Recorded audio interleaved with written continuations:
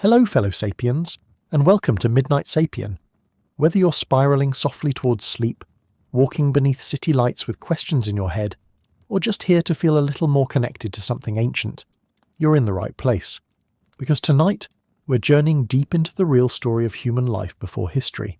Not kings, not empires, but the quiet, beautiful days of people just like us. This is calm storytelling and slow science for thoughtful minds. This is the untold story of what the world looked like 10,000 years before the pyramids, when the ice had only just begun to retreat and the silence of the earth was still louder than any voice. But this isn't the story you might expect. It doesn't begin with cities or kings, but with a fire shared by strangers and a child learning to shape stone in their hand. Oh, and if you're someone who enjoys long-form, science-based content that feels like wandering through a dream, look just below this video. The button that says subscribe, go ahead and press it. You can unsubscribe anytime, and if you tap the bell icon next to it, it'll gently let you know when a new video arrives. Subscribing really does help this channel stay alive. Without it, we can't keep making these. If these stories bring you calm, you can tap the super thanks under this video. It truly helps keep these prehistoric journeys alive. And I'm always wondering, where are you listening from? What time is it for you right now? If you feel like sharing that in the comments, it's a small way to feel the quiet connection of all of us listening together. Also, you're absolutely allowed to fall asleep. Timestamps are in the description if you need them. We begin with a world made of firelight and memory. What did life really look like 10,000 years before the pyramids? Before pharaohs walked beneath the desert sun? Before chisels bit stone? Before a single brick was placed with purpose? The answer does not lie in cities, or monuments, or even in history as we know it, because there were no walls to hold memory then, only wind, water, and the whispered movements of living things across a restless earth. To understand that time, we must forget what we think life looks like. Strip away the names, the years, the flags. Stand barefoot on cold soil and look around. This is 12,000 BCE. The pyramids are still 10,000 years in the future. And yet, humanity is already here, watching the skies, moving with the seasons, holding fire, dreaming in symbols. At the edge of the last ice age, the earth trembled on the cusp of great change. Colossal glaciers some miles thick still crowned the northern continents, their mass distorting the very shape of the planet's crust. But the ice was dying. Slowly, reluctantly, it was retreating, its breath still cold, but its grip weakening. Beneath it, land began to rise, forests to creep forward, coastlines to shift. Mammoth steppes faded into wetlands, tundra flowered into grassland, and from this returning green came the sound of life reclaiming the silence. How do you describe a planet mid-transformation? Imagine Europe as a broken patchwork of tundra and woodland, where reindeer still ran through the mists of France, and great herds of aurochs grazed beneath pine and birch. Britain was not yet an island. It was part of a landmass known today as Doggerland, a vast fertile plain that now lies drowned beneath the North Sea. North America remained half-cloaked in ice, while the deserts of the Sahara were alive with rivers and grass, hippos and crocodiles.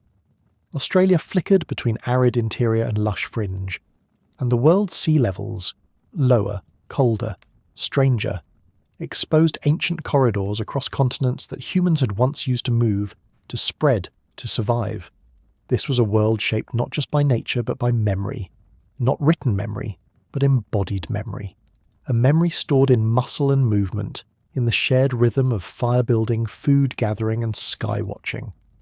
It was a time when survival was not an idea but a way of being, and yet far from primitive. These were not brutish, half-formed beings stumbling towards civilization. They were us, fully modern humans, Homo sapiens, with the same anatomy, the same brain, the same potential. The difference lay not in biology, but in how they lived with the land, how they nested their knowledge in song and stone rather than text. So what does it mean to live before the pyramid, before the pen? What does it feel like to know the world through scent, sound, texture, rather than maps, books or laws? To hunt not just animals, but meaning? To wake with the stars, move with the animals and mark time in the tilt of the sun? What was the shape of a life when the world itself had no borders? It was circular, not linear. Time moved like seasons, not like calendars. A life was measured in migrations, in moments of return, when the salmon leapt again, when the herd passed through the valley once more, when the rains came or failed to come. These were the calendars of the people who lived then, etched not in stone tablets, but in the quiet rhythms of wind and root and river. They did not build cities, because their cities were made of stars and paths and stories passed down beside the fire. They did not write history, because their histories lived in the mouths of elders, spoken in cadences remembered more deeply than ink. Across the continents, these Homo sapiens had already become many things. They were not one culture, one tribe, or one direction of thought. They were as diverse as the ecosystems they inhabited. In the frigid north, families wrapped in furs carved tools from mammoth ivory, tracking reindeer across snowfields glazed with the last breath of the Ice Age. In the forests of what is now Japan, others gathered nuts and shellfish, crafting pottery with intricate cord patterns long before agriculture had taken root. In the sunlit savannas of Africa, humans lived in semi-permanent shelters, gathering wild grains, speaking in clicks and hums whose echoes still survive in language today. They had already painted the walls of deep caves with visions of animals no longer seen.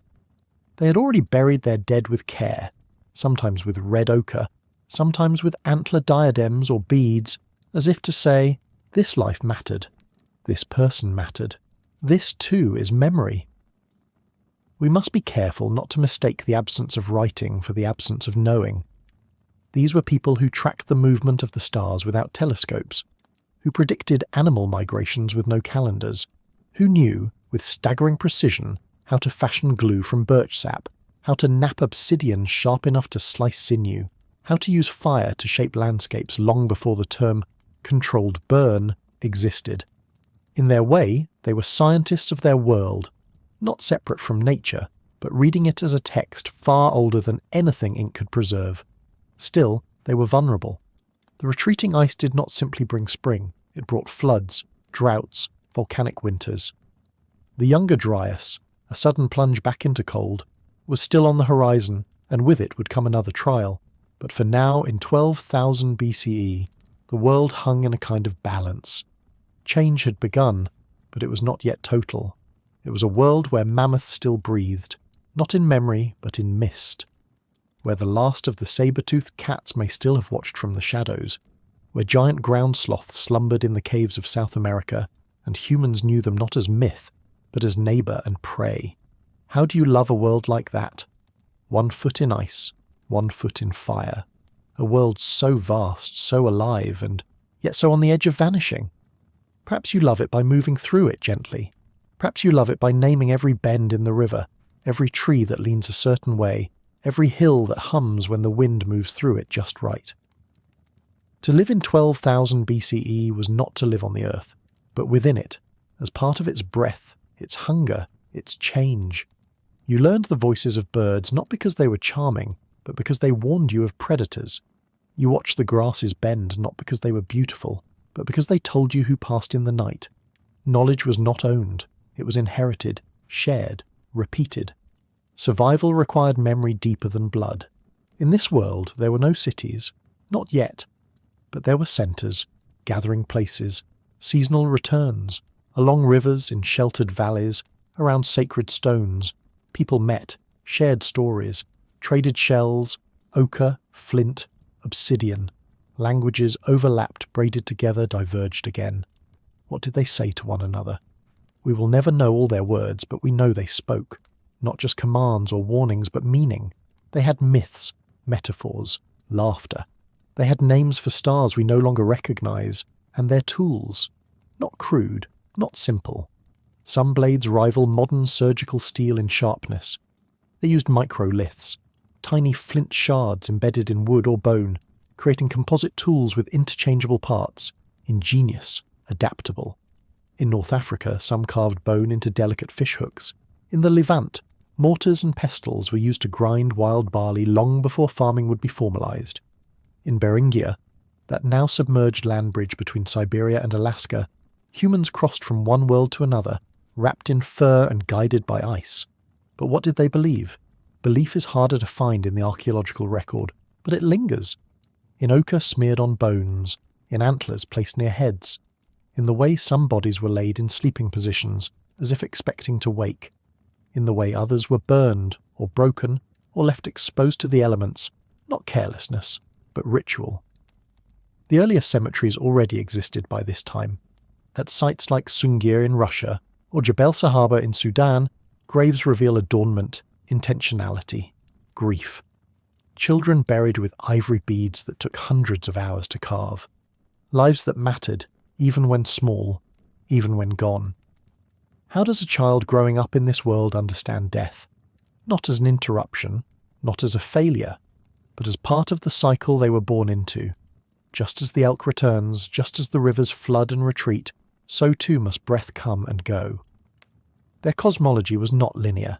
It did not seek escape from nature, it embraced it. Spirits lived in stone, in fire, in animal form. To kill was to take, but also to give. To eat was to honour. What kind of human would you be if you grew up with that kind of knowing? You would likely be quieter, not silent, but attentive, listening more than speaking, noticing the tone of the wind, the curve of a track, the hush before a bird takes flight. You would not believe the land belonged to you. It would never occur to you to think such a thing. Instead, you would understand yourself as belonging to the land, stitched into it like bark on tree, like fur on fox, and within that belonging you would carry responsibility, not a moral code written in books, but a lived ethic, a pattern of being passed down through gesture, mimicry, and tale. Your shelter would be built with hands, perhaps skins stretched over bone, perhaps woven branches and grass, not permanent, but durable enough to hold warmth through the bitter dark. Your fire would be tended carefully, not only for light or heat, but because flame was a kind of spirit, fickle, hungry, powerful. Around that fire you'd hear the voices of your elders, their words wrapping the world in story. Not myths as entertainment, but as memory, as map, as manual. A tale of a woman who married the moon might also be a warning about tides. A story of a hunter turned into a stag might teach reverence or restraint, or the danger of hunger untethered, and you would dance, not for spectacle, but for alignment. Your body becoming a vessel for the unseen, your feet drumming meaning into the dirt. The ritual might be for healing, or for birth, or for death, or perhaps simply to keep the world in balance, to remind the sky that the people still live and still care. If you were born along the coast, you might know the tides like a second pulse, drawing sustenance from shellfish, seals, and driftwood. If you were born in the highlands, you might follow reindeer or wild goat, wrapping your feet in hides and reading the snow like a scroll. And if you were born in a place where water was scarce, you would know every hidden spring, every seasonal bloom, every root that yielded liquid when broken. There was no one way to be human, even then. The diversity of lifeways rivaled what we see today, perhaps even exceeded it, for the relationship between people and place was immediate, inescapable, reciprocal, and still the world around you would be shifting, subtly, ceaselessly, the glaciers retreating northward, inch by inch, opening new pathways and closing others. As ice sheets collapsed, the great meltwaters surged across the land. Rivers changed course, lakes swelled, then burst their banks. Floodplains became deserts. Deserts, in time, might bloom. The earth itself did not ask for permission. It moved, and people moved with it. Can you imagine a world where mobility is not disruption but continuity? Where migration is not exile but return? This was the rhythm of life in 12,000 BCE, not static, not settled, but whole, a kind of wholeness we rarely speak of now. A life embedded not in architecture but in adaptation, not in ownership but in participation, a life not measured in walls but in weather. And perhaps that is the most difficult part for us to grasp, because today we measure so much by what has been built, by what stands, what remains, what can be seen. But the people of 12,000 BCE did not carve their memory into monuments. They carved it into motion, into ritual, into the placement of a foot on a path worn by ancestors, into the careful balance of taking only what could be returned. Theirs was a mastery without conquest, a history without walls, and it leaves behind almost nothing that shouts, only whispers in the bones, pigments on cave walls, stones shaped by hand and scattered across time. Still, in those whispers, we find echoes of our own reflection. They were not waiting to become us. They already were us. Their minds lit with wonder, their children held in song, their world not lacking meaning but saturated with it. Different, yes, but not lesser. They looked up at the same stars, though the constellations had different names. They held each other in grief. They laughed at the absurd. They feared what they could not see. And perhaps most of all, they asked the same question we still ask, in the silence between thoughts, in the dark before sleep. Where do we come from? What does it mean to be alive? When we imagine this world, not as fantasy, but as reality, we are not peering backward. We are stepping sideways into a different way of being human, a quieter way, a more entangled way, one in which the forest is not background but kin, one in which the hunt is not glory but communion, one in which to remember is not to record but to refeel. So what then did life feel like? 10,000 years before the pyramids? It felt like breath misting in the cold air before dawn, your hand wrapped around a flint blade handed down by a grandmother whose face you only barely remember. It felt like fire cracking inside a shelter as the wind howled outside, and the elder beside you whispered a story older than speech. It felt like walking for days through grass that came up to your chest, with the sky so wide above you that it made your thoughts feel small. It felt like hunger sometimes, like belonging always. It felt like you were in the world, not just on it. And isn't that what we search for still? We often look to the pyramids, the ziggurats, the cathedrals, the grandeur of civilization as the beginning of us. But those are only the echoes of something deeper, something quieter, something already complete. The world before memory was not a prelude. It was not an empty page waiting for history to be written. It was a chapter in itself, full, luminous, breathing. And it is still there, just beneath the surface of all our walls, waiting to be remembered. Because humanity, even then, was never just in one place. We were not a single people huddled in one valley or clustered along a single river. We were everywhere. From the shadowed forests of what would one day become Europe to the high deserts of Central Asia, from the storm-lashed cliffs of South America to the coral shores of distant islands, the human story was unfolding in parallel, different voices echoing across landscapes so vast that no single song could contain them all. But the rhythm was shared. By 12,000 BCE, the Earth had become a patchwork of recovering ecosystems. The great glacial empires were in retreat, and in their wake life surged forward like green fire. Tundra still stretched like pale fur across the north, its silence broken only by the crunch of caribou hooves and the calls of birds returning to breed in brief, ecstatic summers. Farther south, birch and pine forests gathered themselves like thoughts, returning after long forgetfulness, sheltering deer, boar, and foxes among their roots. Wetlands emerged where once there was ice. Rivers unravelled. Mountains wept meltwater into new valleys. And along the coasts humans watched, adapting not with resistance, but with a grace born from generations of movement and change. Imagine the people of the northern tundra, lean, swaddled in layers of hide and fur, their knowledge stitched into every fold of their garments, their dwellings low and round, built to preserve warmth and hide from wind. Their sleds pulled by dogs, their blades made of flint, or even the bones of the animals they honoured. Food was hunted, yes, but also tracked through intuition, through the quiet conversation between human and land, prints, scat, bent twigs, the disturbed hush of birds. Can you know a creature so well you can find it in silence? Now shift south. Picture the deciduous woodlands reawakening across the temperate zones, forests of oak and hazel, of ash and elm, where people moved more slowly now, gathering, waiting, watching. Here, the seasons were teachers. Nuts ripened, deer migrated, fish moved upriver. The humans who lived here responded with baskets woven from reeds, snares set with delicate precision, hooks carved from bone. Their lives were shaped not by dominance, but by dialogue. The forest was not taken, it was asked. In other places, heat bore down like a judgment. In the rising deserts of North Africa and the Middle East, life became a lesson in anticipation. Water was rare, shade was precious, the sun both gift and threat. But even here humans endured. They knew which seeds held moisture, which roots could be boiled, which stones cracked to release a blade.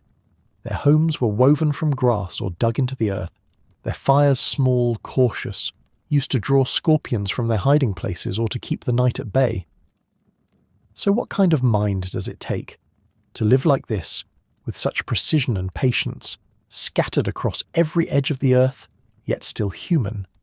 It takes a mind that listens, a mind that builds tools not only from stone and bone, but from experience, long, layered, and collective. A mind that understands that survival is not about domination, but attunement. Because what united these scattered peoples, what bridged the distance between Arctic wind and equatorial humidity, was not language or blood, but ingenuity, the quiet brilliance of adaptation. No two groups lived the same way, but all shaped their lives in response to their surroundings, carving their technology not only to fit their hands, but to fit their worlds. A harpoon crafted for a seal beneath the ice would be useless in a rainforest stream. A grinding stone built for wild barley would be meaningless in the tundra. Each innovation was local, intimate, born from hundreds of years of trial, error, observation. The flint knapper in Ukraine and the fire maker in the Kalahari may never have known each other existed, and yet both were scientists in their own right, refining methods over generations with an elegance that speaks of deep cultural memory. Look at fire. Fire was not a luxury. It was law. It was life. It allowed people to endure in places where they had no business surviving. But fire itself is treacherous, unstable. To use it well requires not only knowledge, but restraint. Across the continents, humans developed unique strategies. Some carried embers from site to site in bark containers, others sparked it from stone and pyrite, some cultivated slow-burning brands wrapped in moss or birch. In Australia, controlled burns reshaped entire ecosystems, coaxing the land to yield food through deliberate cyclical fire, a practice that would later be misunderstood as accident rather than art. Clothing, too, was not mere covering, it was interface. In the cold, it meant layered hides stitched with sinew, furs with the hair facing inward, boots lined with grass to insulate moisture. In the tropics, it was lighter, more ceremonial, sometimes made of bark cloth or woven plant fibres. But everywhere, it carried meaning. It showed age, status, belonging, even function. And often, it told a story, of the animal that gave it skin, of the hands that shaped it, of the seasons that made it necessary. Then there were the tools: awls, needles, axes, baskets, fish traps, spears tipped with barbed antler. These were not primitive implements. They were refined, purposeful. The Mesolithic microlith, a small sharp stone blade embedded into a woodshaft, was modular technology, used across Eurasia like a toolkit. In North America, Clovis points show fluting that allowed for better blood flow during hunting, evidence of both experimentation and understanding. Tools were not invented once and forgotten. They were inherited, improved, and passed forward like language. Isn't it strange that we once measured our ancestors by the crudeness of their tools, when every one of them was in truth a symphony of function and tradition, shaped by hands that understood not just how, but why? Because for those who lived 12,000 years before the written word, tools were more than utility. They were extensions of thought, of worldview, of place. They weren't just built to function. They were built to fit the contours of a life lived entirely in relationship, not just with the environment, but with the unseen forces believed to move through it. You see, these humans, scattered though they were, shared something else beyond biology and adaptation. They carried a way of seeing, a worldview not abstract or systematized, but lived and immediate.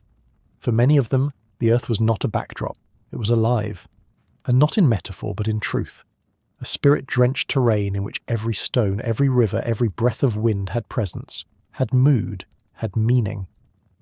This is what we often call animism, though to them it needed no name. It was not a belief system, it was reality. The tree that bent over the stream, it was not just wood and leaf, it was ancestor. The bear that crossed the path at dusk, not just meat, but message. The mountain, not just geology, but watcher. Every action in such a world had consequence, not only physical, but spiritual. To kill without thanks was to court imbalance. To cross a threshold without offering, even a word, even a glance, was to forget your place. So they remembered, in song, in gesture, in quiet. There were no cathedrals here, no temples, but there were sacred groves, sacred stones, sacred springs. Places not built, but known. Marked not with walls, but with footsteps. Repeated journeys that carved memory into moss and root and dust. And it is here, in these soft places, that the earliest traces of cosmology emerge. Not through doctrine, but through arrangement. Circles of stone, alignments with solstices, burial mounds shaped like animals, caves painted with figures that flicker in the firelight like spirits in the dark. In Europe, the great painted caves of Chauvet and Altamira may have already been ancient. In Siberia, carved mammoth ivory showed patterns too deliberate to be decoration alone. In Australia, rock art traced ancestral paths known as songlines. Spiritual cartographies passed through music. In the Americas, mound-building cultures were beginning to stir, shaping Earth not to dominate, but to echo the rhythms of the sky. What must it have felt like to live in such a world where meaning was not sought above nature, but within it? Imagine waking with the sunrise and believing it to be the eye of something watching, not hostile, not benign, simply aware. Imagine placing your dead not in a graveyard, but in a place where the wind always changes direction, because perhaps that's where souls speak. Imagine every journey you take requiring not just preparation, but permission. Does that seem alien, or does it feel, somehow, like something we've forgotten to remember? Because perhaps the most profound thing about these early humans wasn't what they built, but how they belonged.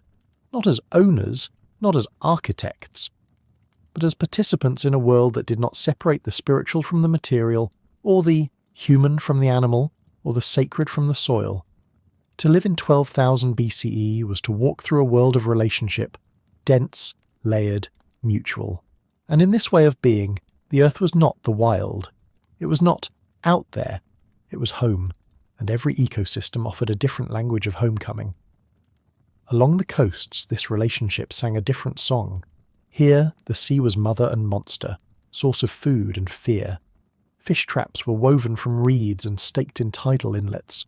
Shell middens grew near seasonal camps, layer upon layer of memory. Rafts may have drifted across short distances, carved from driftwood or bundled reeds, carrying humans to new islands long before maps were ever imagined. In places like Southeast Asia and the Pacific Rim, these were not rare feats. They were rhythms, departures, returns. The sea was not a border. It was a path. And those who lived in the rainforests, tangled, wet, humming with life, adapted in ways both practical and poetic. Weapons were lighter. Movement was quieter. Knowledge focused on plants, poisons, rhythms of growth. To see in the rainforest is not to look, but to feel, to read how a leaf bends, how a shadow falls, how sound carries in the thick air. People here knew which vines bled drinkable water, which bark could treat fever, which flowers bloomed only when certain birds called. In these green cathedrals time slowed. Movement became sacred. Farther inland, where grasslands rolled open under vast skies, the rhythm changed again. These were the places of herds, antelope, deer, bison, and the people who followed them. Here, long-distance movement defined life. Clans tracked migrations with a memory too deep for writing. Children were born on the move. Tools were made to carry, to repair, to last. Camps could rise and vanish in a single day. And yet within this constant change there was stability, a kind of trust that the land would provide, not as a promise, but as a pattern, as long as you listened. And even in the harshest places, the high plateaus, the barren steppes, the scorched desert, humanity endured. Not just endured, flourished.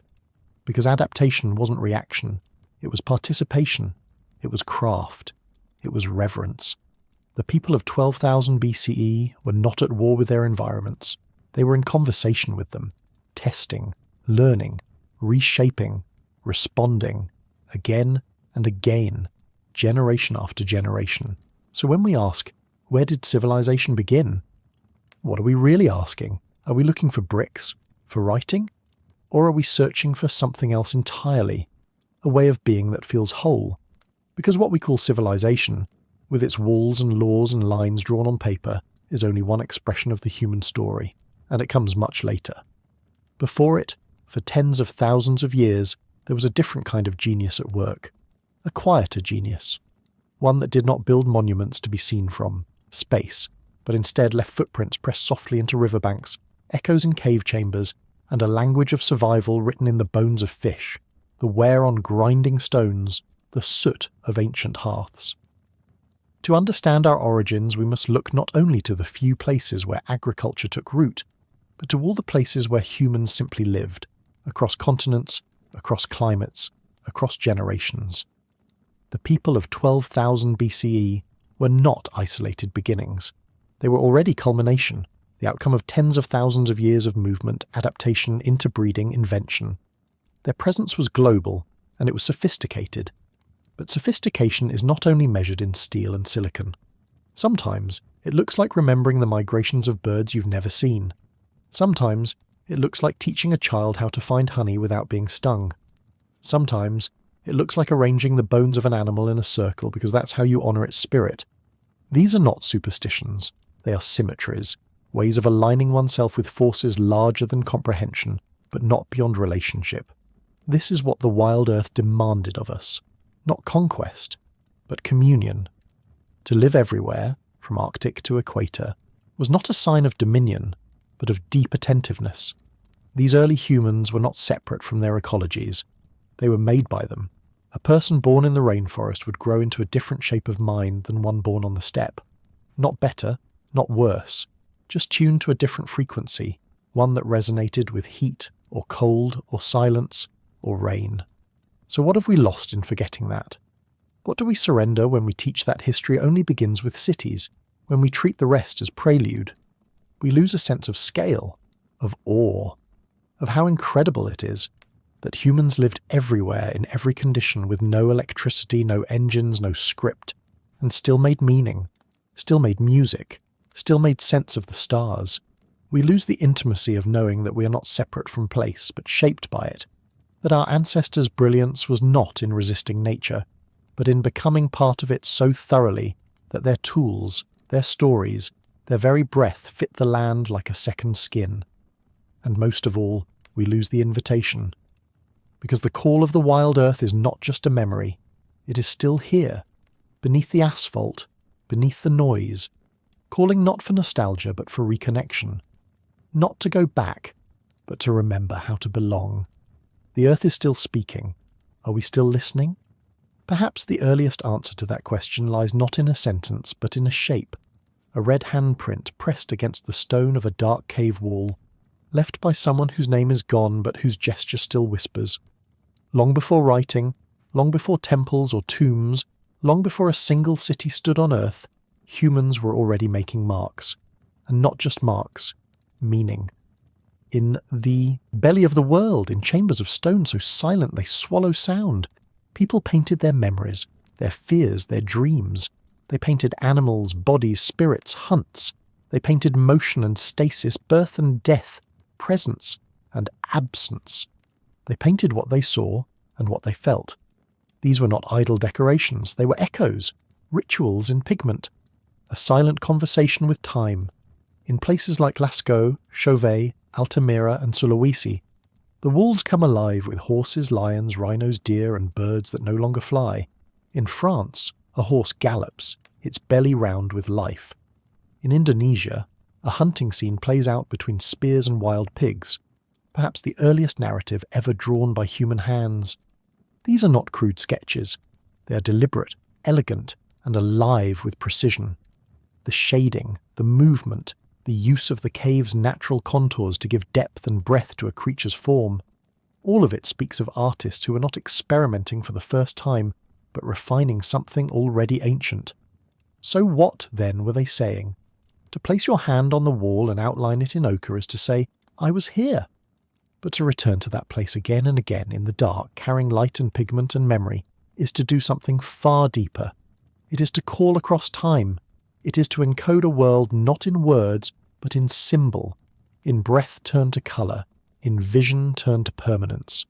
And it is through this symbolic revolution that something fundamental shifted in the human mind. Art was not just expression. It became portal, record, spell, prayer. What must it have felt like then to see the world not only as it is, but as it might be, or as it once was, and to feel the need to capture it? This was not the work of children playing. This was not idle leisure. This was serious, ritualistic. These caves were not homes. They were not casual spaces. They were sacred, entered with purpose, painted with care. The work, in some cases, continued for generations, each layer added to a place already alive with story. A kind of slow-motion symphony unfolding in total darkness. The cave became a vessel, a witness, and the wall was a skin between the living and the spirit, a veil that, through art, could be pierced. To enter such a place was not simply to walk into darkness, it was to cross a threshold. Outside, the world was loud with wind, animals, fire, voices, but inside, there was only breath, echo, heartbeat. The moment the last sliver of daylight disappeared, the senses shifted. Footsteps became tentative. Sounds grew uncanny, blooming into the chamber only to return transformed. Light from a torch licked the walls in trembling waves, making painted figures appear to move, turning stillness into motion. And in that trembling light, a truth emerged. Caves were not merely canvases. They were theatres, liminal spaces where perception bent and where myth could become experience. Imagine standing in that darkness. You hold a burning branch, its tip glowing orange. The flame pops softly. The walls around you shiver with colour, ochre, charcoal, manganese black. A line of horses gallops, their bodies curving with the stone, the uneven surface giving their flanks the illusion of breath. A bison's head looms, jaws parted, as if in warning or invitation. A human figure, abstracted and strange, lingers near a handprint that is older than memory. The sound of your breath rebounds from the rock, circling you like something alive. Do you feel afraid? Or do you feel seen? Why did they choose caves for this? Why journey so deep when daylight would have been simpler? What insight demanded such isolation? Perhaps it was the acoustics. Some chambers ring when a voice is raised, vibrating at specific frequencies. In these rooms, the painted animals seem to respond as if acknowledging the call. Archaeologists have found a correlation in some cave systems between echo-rich locations and the placement of art, suggesting that sound itself was part of the ritual. Imagine a shaman's chant swelling in the dark and the cave answering, reverberating with a power that feels not physical but supernatural. Perhaps it was the symbolism. To descend into a cave is to enter the earth's body. To move inward is to move backward, into origin, into dream, into the unseen. Many cultures, even millennia later, would treat caves as wombs or tombs or gateways. In 12,000 BCE, the cave may have been all three at once, or perhaps it was the transformation. Darkness untethers the mind. The familiar dissolves. The boundary between self and world becomes thin. In that liminal state, vision shifts, and what is seen on the stone may not be art, as we understand it, but encounter, a meeting of worlds. What happens to the human mind when it sees its own imagination reflected back from the walls of the earth? It begins to externalize. It begins to mirror. It begins perhaps to remember not just events but meanings, to bind emotions to images, to tether moments to myth. These early cave artists were not only depicting the world, they were reinterpreting it, mythologizing it, rehearsing it in symbol. The cave wall became both surface and stage, both scripture and skin. And from this act, this decision to paint, to encode, to preserve, came something vast, something we now call culture. We call it the symbolic revolution, but there was no sudden bang, no single stroke of genius that set it alight. It was a slow, patient fire, a long crescendo of human cognition, born from shared experience, from gestures that began as practical and became profound, a notch on a bone that became a count, a line in the dirt that became a path, a handprint that became a signature. Over time, these gestures accumulated into something irreversible, the ability to think abstractly, to hold multiple realities in the mind, to dream with structure. And this too is visible in the caves. Look closely and you'll see not just animals but stories.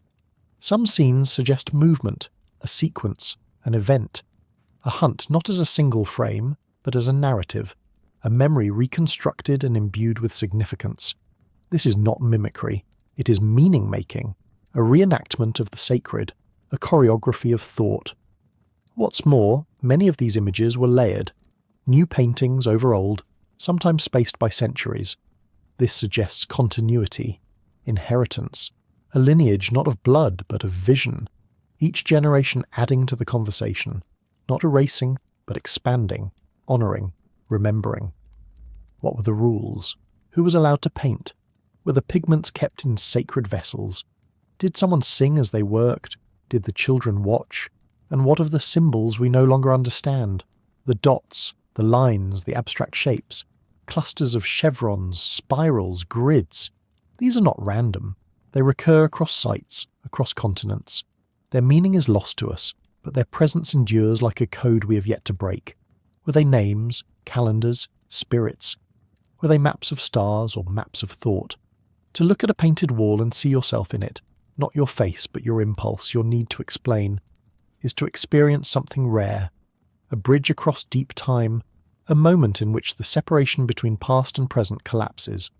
What must it have felt like to be the one holding the pigment, torchlight trembling, heartbeat loud, about to press your hand to the wall, knowing it might be seen by someone you would never meet in a future you could not imagine? That moment, that contact, was not just artistic, it was temporal. It was the earliest form of reaching forward, a gesture not of possession, but of participation, in memory, in meaning, in myth. When we speak of cave art, we often ask why they painted. But perhaps the more vital question is, what did they believe would happen when they did? Because painting was not passive. It invoked, it transformed. Many anthropologists and spiritual historians have proposed that these acts were not simply recordings of the world, but rituals meant to influence it, to summon success in the hunt, to guide a soul through death, to commune with an animal spirit, to retell the stories of how the world was first made. In this context, a painted bison is not a picture. It is a presence. An echo, yes, but also a call. And we must not forget how intentional this all was. Ochre had to be mined, crushed, and mixed. Brushes may have been fashioned from chewed sticks or animal hair. Pigments might have been sprayed through the mouth, through hollow reeds, or dabbed with fingers. Each stroke required effort, every image a decision. The darkness of the cave was no accident. It demanded preparation, navigation, courage. Some of the figures are located in chambers that require crawling through narrow stone corridors, wading through underground pools, or descending into caverns, devoid of light. There are places where only a few people could have ever stood, and yet the walls bear marks. What drove them forward, deeper and deeper into the earth's throat? Perhaps it was the belief that the deeper you went, the closer you came to the source. Not just the physical source, but the spiritual one. A place where the veils between worlds grew thin, where the ancestors whispered, where the animals waited not in body but in essence. And in these depths, the separation between human and non-human blurs. Some cave paintings feature therianthropes, half-human, half-animal figures, a man with the head of a bird, a figure with antlers and human limbs. These are not fantasies. They are archetypes, symbols of transformation, of crossing thresholds, of becoming. What do you become after painting in the dark? You become a memory in stone, a voice without language, a part of something larger, something that reaches back long before you and stretches forward long after. You're no longer just hunter, or gatherer, or child, or elder. You're a storyteller in the deep, passing your hands over the walls of the world, marking them not with conquest, but with wonder. Isn't that what myth really is? A form of remembering that transcends forgetting? Because what endures in the cave is not just pigment and stone. It is intention. It is a human mind turned outward, trying to bind a fleeting world to something that could last. And even as millennia pass, as languages die, as civilizations rise and fall, that intention remains, pure, haunting, undeniable. A single handprint, faded and cracked, still speaks louder than entire books. It says, I saw, I felt, I was part of something, and we are still part of it. What cave art tells us is that cognition did not begin with reason alone. It began with relation, with the drive to connect what is seen with what is unseen, with the ability to form symbol, to make one thing stand in for another, and in that moment, to birth the possibility of memory, of communication, of meaning beyond the immediate. When a deer becomes a shape, when a hand becomes a sign, when a line becomes a boundary, consciousness changes. The mind becomes narrative. It is no coincidence that the symbolic revolution also marks the roots of ritual, of burial, of language, of sacred space. All emerge from the same fire, the fire of abstraction, the fire of trying to say, this matters. And to place that statement in the deepest places, in caves, in silence, in darkness, is to protect it, to guard it from noise, from erosion, from being forgotten. So what do these echoes teach us now, tens of thousands of years later? They teach us that humans have always longed to make sense of the world, not just through tools or survival, but through beauty, mystery, and myth. That our first true monuments were not built above ground, but painted beneath it.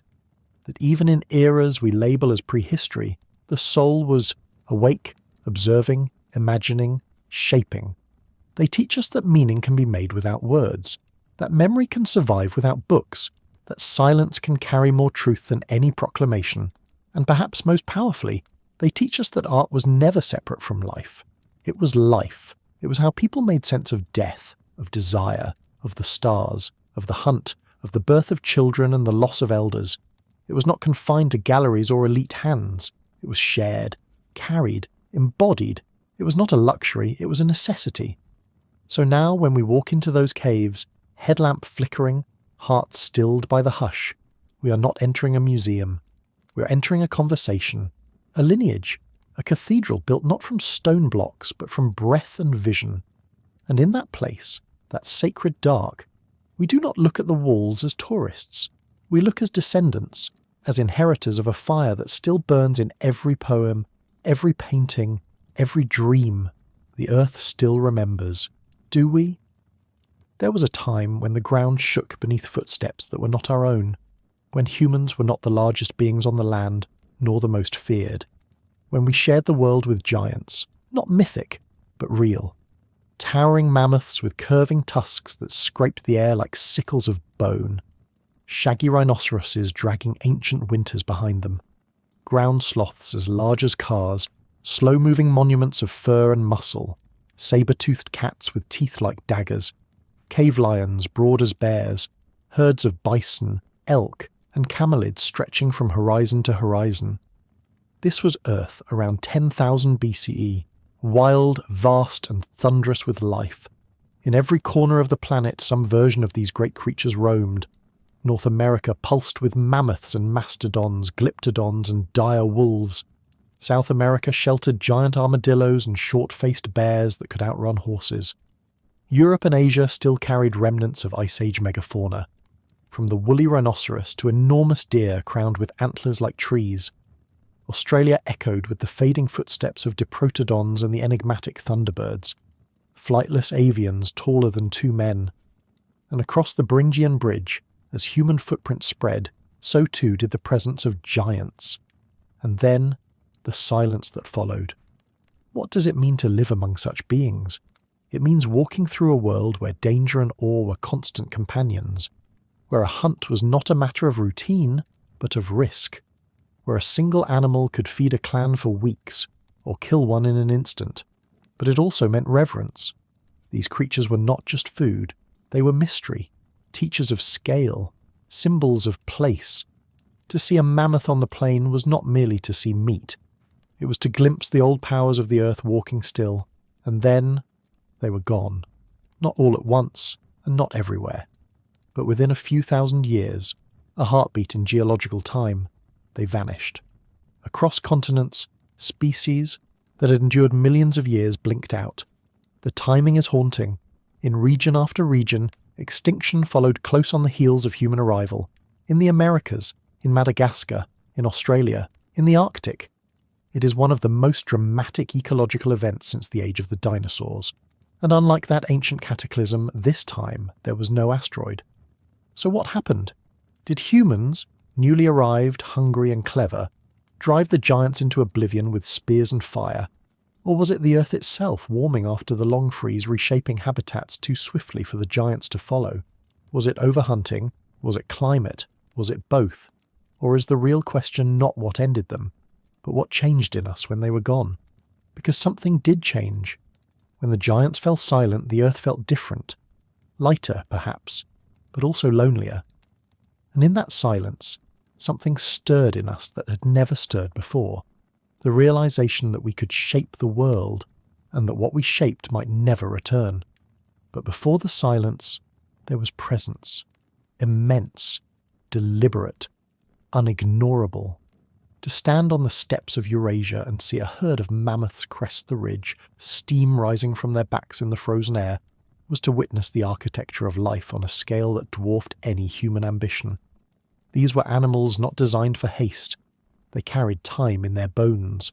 Their lives spanned generations, their paths carved through forest and ice like memory through flesh. And humans, though clever and tool-bearing, were still small in that world, still guests. So how did we go from guests to agents of extinction? The truth is not simple. It may never be complete. But the trail is there, pressed into sediments and strata, into bones and burn layers. In some regions we find kill sites, clusters of broken tools and butchered mammoth remains, bones fractured to scoop out the marrow, stones blood-washed and worn smooth by use. These were not casual slaughters. They were orchestrated, coordinated. This speaks not only to skill, but to planning, communication, deep environmental knowledge, and, perhaps, necessity. For people living at the edge of ice, a mammoth was not a trophy. It was survival. Its meat, its hide, its sinew, its bones, nothing was wasted. And yet the pattern is hard to ignore. In places where humans arrived late, extinction followed swiftly. Australia's great beasts vanished not long after Homo sapiens set foot there, some within a few thousand years, others perhaps even faster. In the Americas, mammoths and mastodons collapsed in number as humans spread southward, even as the climate wobbled unpredictably from the Pleistocene into the Holocene. In Eurasia, where humans had lived alongside megafauna for longer, the extinctions came more slowly, but they came all the same. In Madagascar and the Pacific Islands, entire lineages were erased within a few generations of human colonization. Was this malice? No, there is no reason to think so. These were not industrial hunts. There were no piles of tusks, no market economies, only people doing what they had always done, feeding their families, learning the land, adapting. But perhaps that's the most sobering truth, that even without cruelty, even without greed, even with reverence, our presence changes things. Our arrival is enough. And yet climate played its hand too. As the Ice Age ended, the world transformed. Grasslands gave way to forests. Rivers shifted. Glaciers retreated, revealing valleys that flooded with meltwater. These changes destabilized habitats that had once been reliable. The great beasts, adapted to the cold and to the vast open plains, found themselves cornered, not by spears alone, but by warmth, by forest, by rising seas. So which was it then? Did we end the giants, or did the Earth? Or is this a false divide, a way of avoiding the deeper truth that we and the Earth were never separate to begin with? Because perhaps it was not a war between human and nature, but a convergence of change. Climate tipping, species blinking out, new minds arriving with new ways of seeing. Perhaps extinction is not always a single blow, but a slow unravelling. And when you walk at the centre of that unravelling, you may not even know it's happening. To the hunter, the world still teems, the animals are still out there, the wind still smells of fur, the ground still holds tracks. But slowly the gaps widen, the herds grow thinner, the returns are fewer. The songs of birds shift. One spring, you don't see the great shadow on the ridge. One winter, no trumpeting across the ice. And then one day, silence. What does it do to the human psyche to live after the giants? To grow up hearing stories of beasts your parents saw, but you never will? What happens when myth outpaces memory, when the creatures that shaped your ancestors' rituals become fossils and echoes? The loss is not only ecological, it is existential. A rupture not just in food chains, but in meaning. Because when we lose the giants, we lose a mirror. We lose the living scale that once reminded us we were small, but not insignificant. To live among mammoths was to live in proportion, to recognize strength not as domination, but as presence. A mammoth was not fast. It did not need to be. It was part of the land, like a glacier in motion. Its very slowness was a kind of wisdom. The same might be said of the giant sloth, moving like thought across the ancient South American plains, deliberate, unhurried, unthreatened. These were creatures who belonged to time in a way that humans never have. We, the impatient ones. So what happens when the slow giants vanish, and only the quick remain? We adapt. That's what we do. Humans are made of adaptation, but adaptation is not the same as healing. Across the world, as the megafauna faded, the human mind stretched toward new ways of filling the space they left behind. We invented stories. We turned the great beasts into spirits, into gods, into monsters. We carved them into stone long after they had vanished.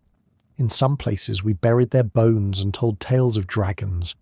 In others, we remembered their forms in petroglyphs and cave walls, refusing to forget. Because forgetting would be unbearable. In that sense, extinction is not just a biological event. It is a psychological one, a cultural one. It reshapes our cosmology. It shifts what we imagine to be possible. Once the world was shared with beings stronger than us, larger than us, older than us. And then it was not. And in that shift, that sudden and permanent absence, something inside us changed. We began, perhaps for the first time, to see ourselves as the last of something. Because until then, humanity had always been surrounded by peers, not intellectual equals perhaps, but presences that rivaled us in scale, in power, in mythic weight. The mammoth, the cave bear, the saber-toothed cat. These were not creatures to be ruled. They were not livestock. They did not bow to fences or tools. They lived alongside us, not beneath us, and in doing so they kept our ambitions in check. They reminded us that the earth was shared. But when the giants vanished, a strange thing happened. We looked around and discovered there was no longer anything larger than us. Not in form, and increasingly not in influence. No more towering shadows to follow. No more bones that dwarfed our bodies. No more tracks that ran wider than our strides. Without them, the world seemed to shrink, and yet we filled the space. We turned from the mammoth to the ox, from the aurochs to the cow, from the hunt to the herd. We domesticated what remained. We built fences. We stored grain. And slowly, we began to view the world not as something we belonged to, but something that belonged to us. The psychological shift was subtle, but profound. Before, the giants made us humble. After, we became architects. Is it a coincidence that agriculture emerges in the shadow of extinction? Perhaps not. The world had changed. Its rhythms were different now. The great migrations no longer rumbled across the plains. The certainty of large prey was gone. The climate had settled into a warmer phase, more hospitable to planting. And so we stayed. We sowed. We built. But beneath those new behaviours lay a deep echo, the memory of a lost world, a world where we were not alone in size, in weight, in myth. And maybe that memory haunted us.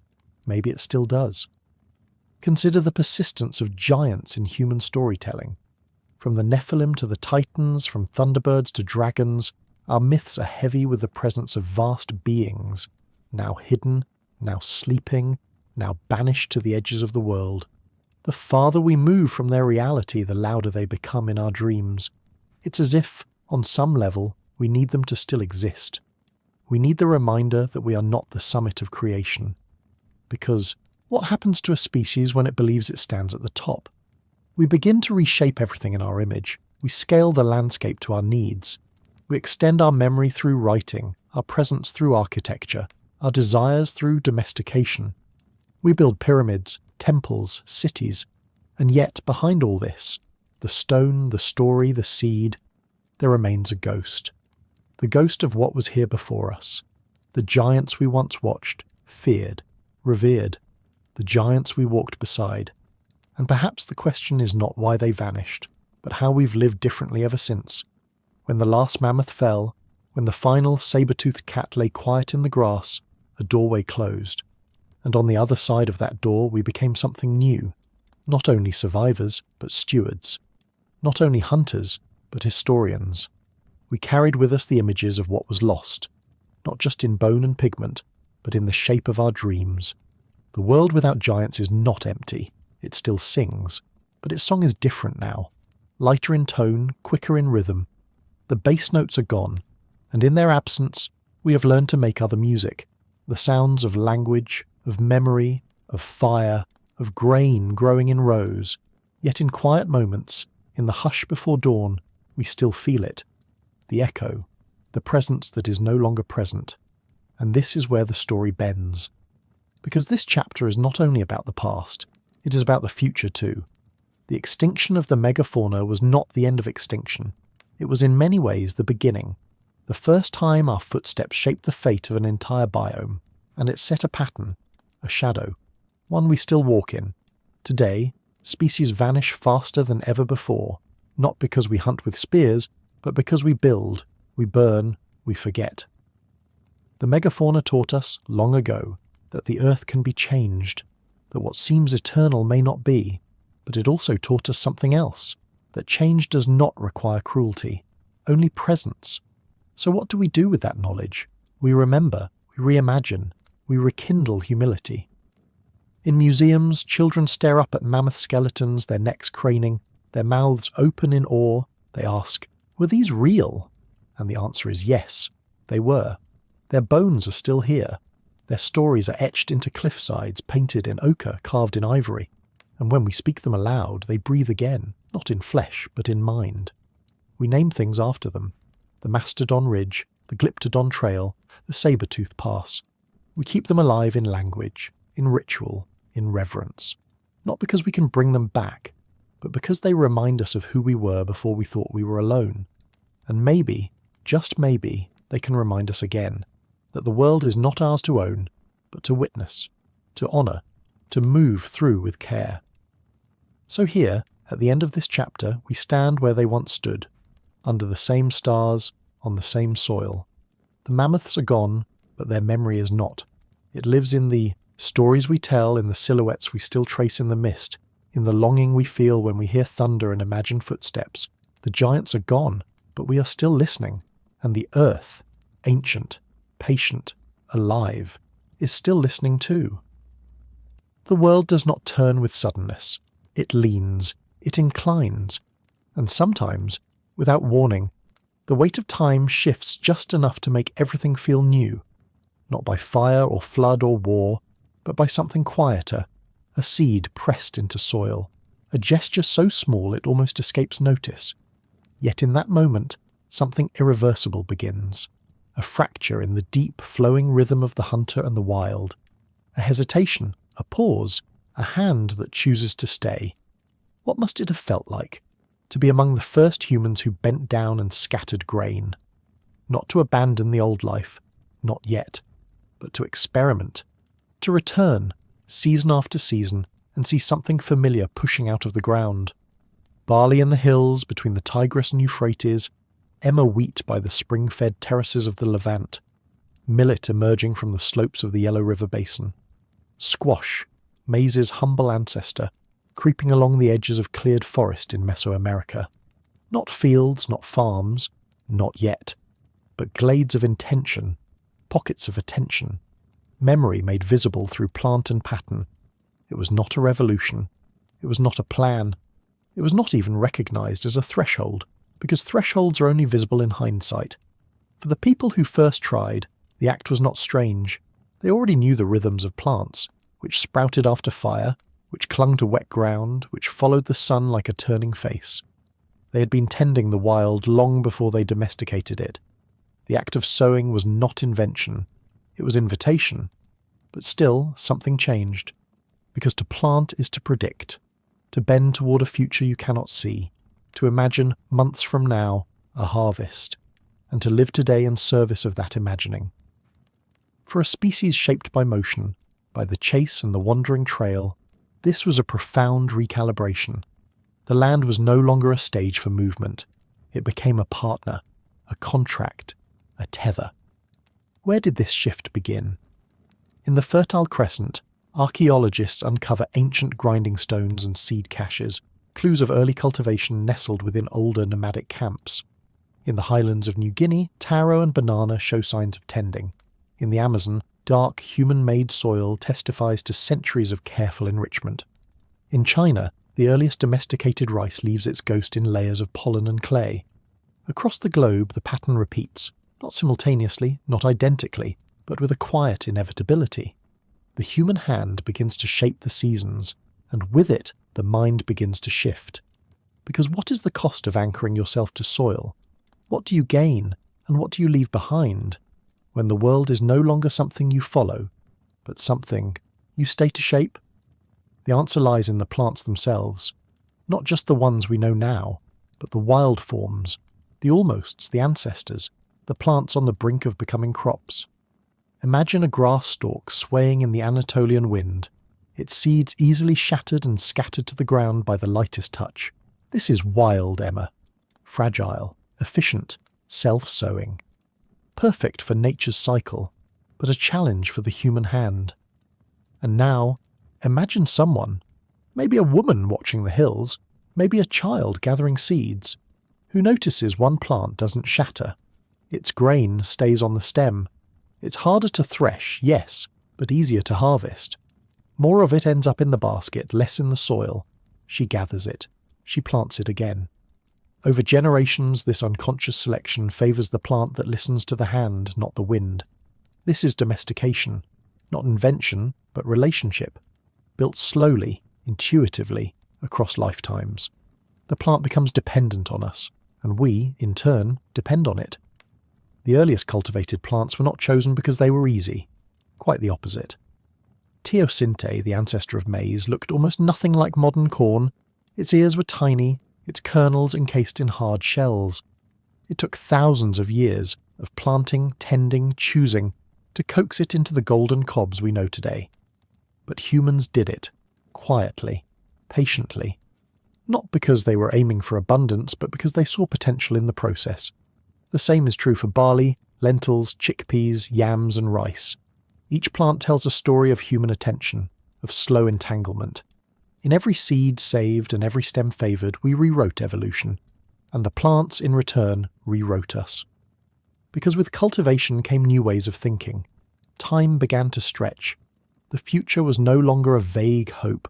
It was a season marked in advance. The year divided itself into tasks: sowing, weeding, waiting, reaping, storing. This was not the timelessness of the hunter, the flow of now into now. This was planning.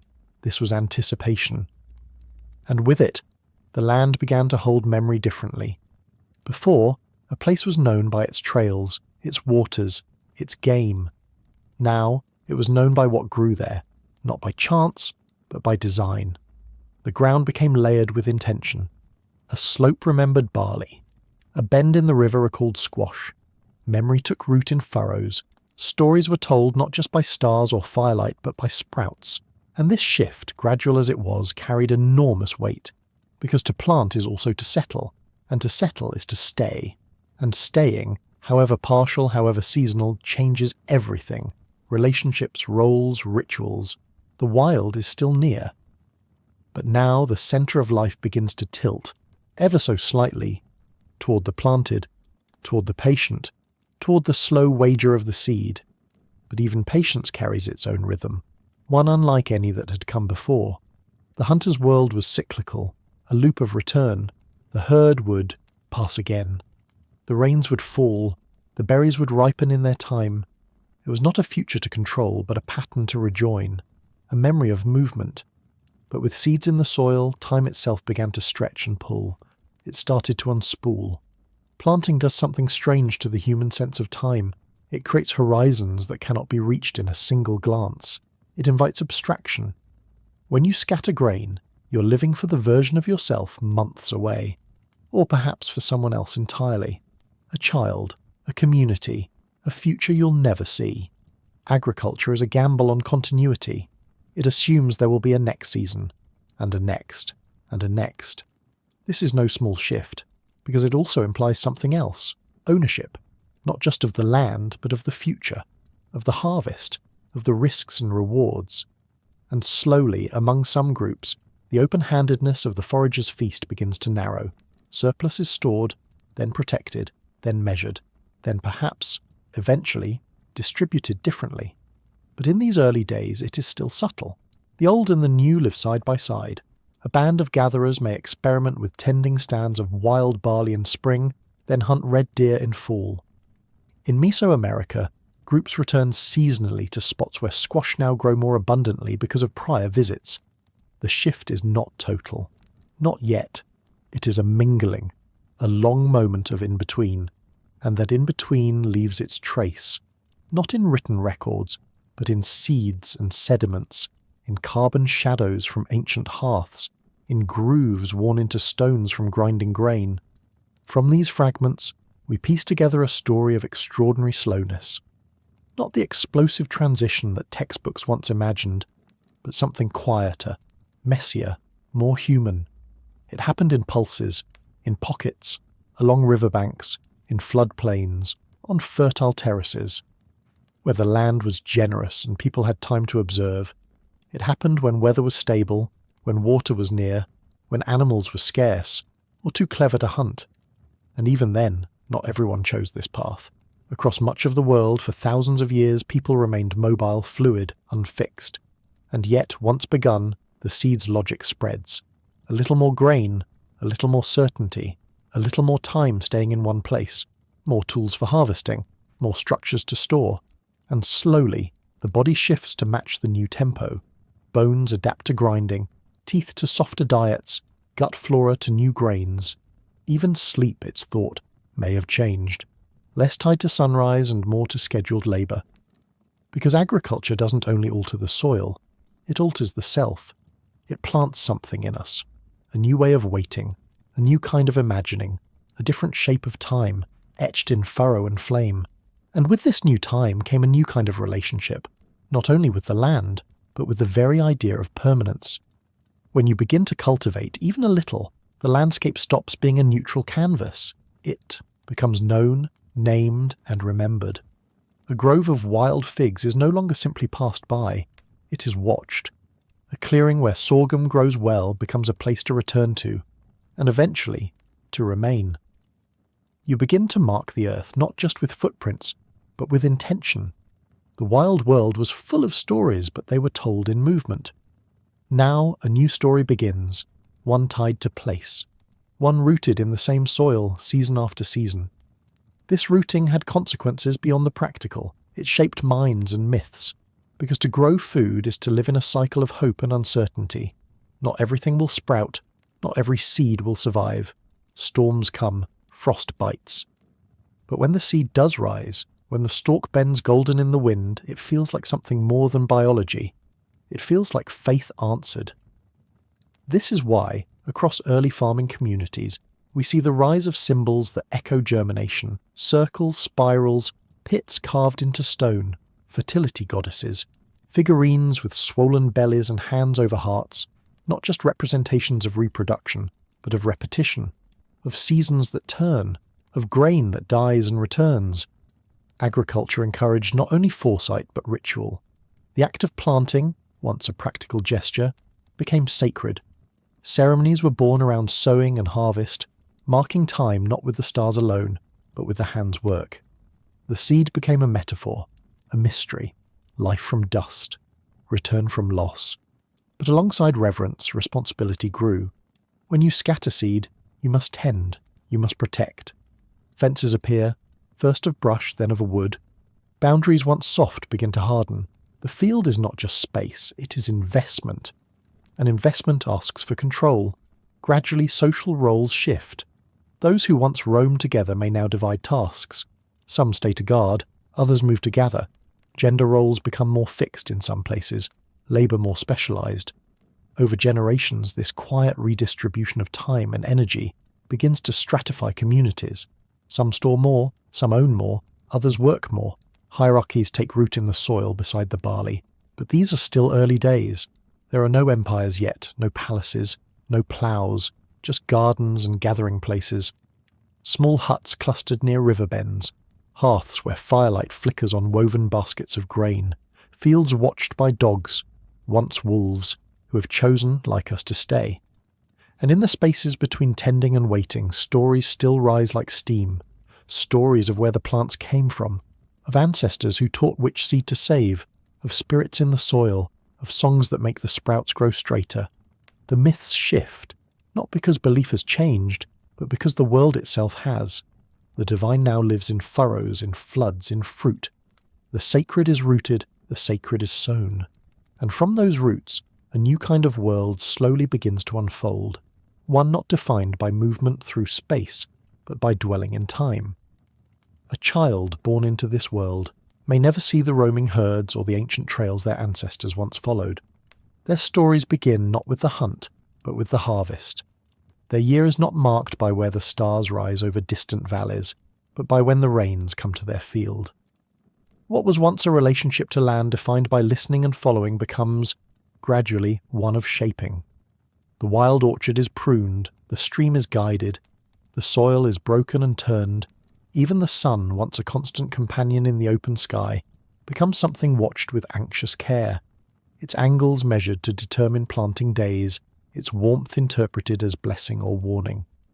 This shift is not loss, not entirely, but it is transformation.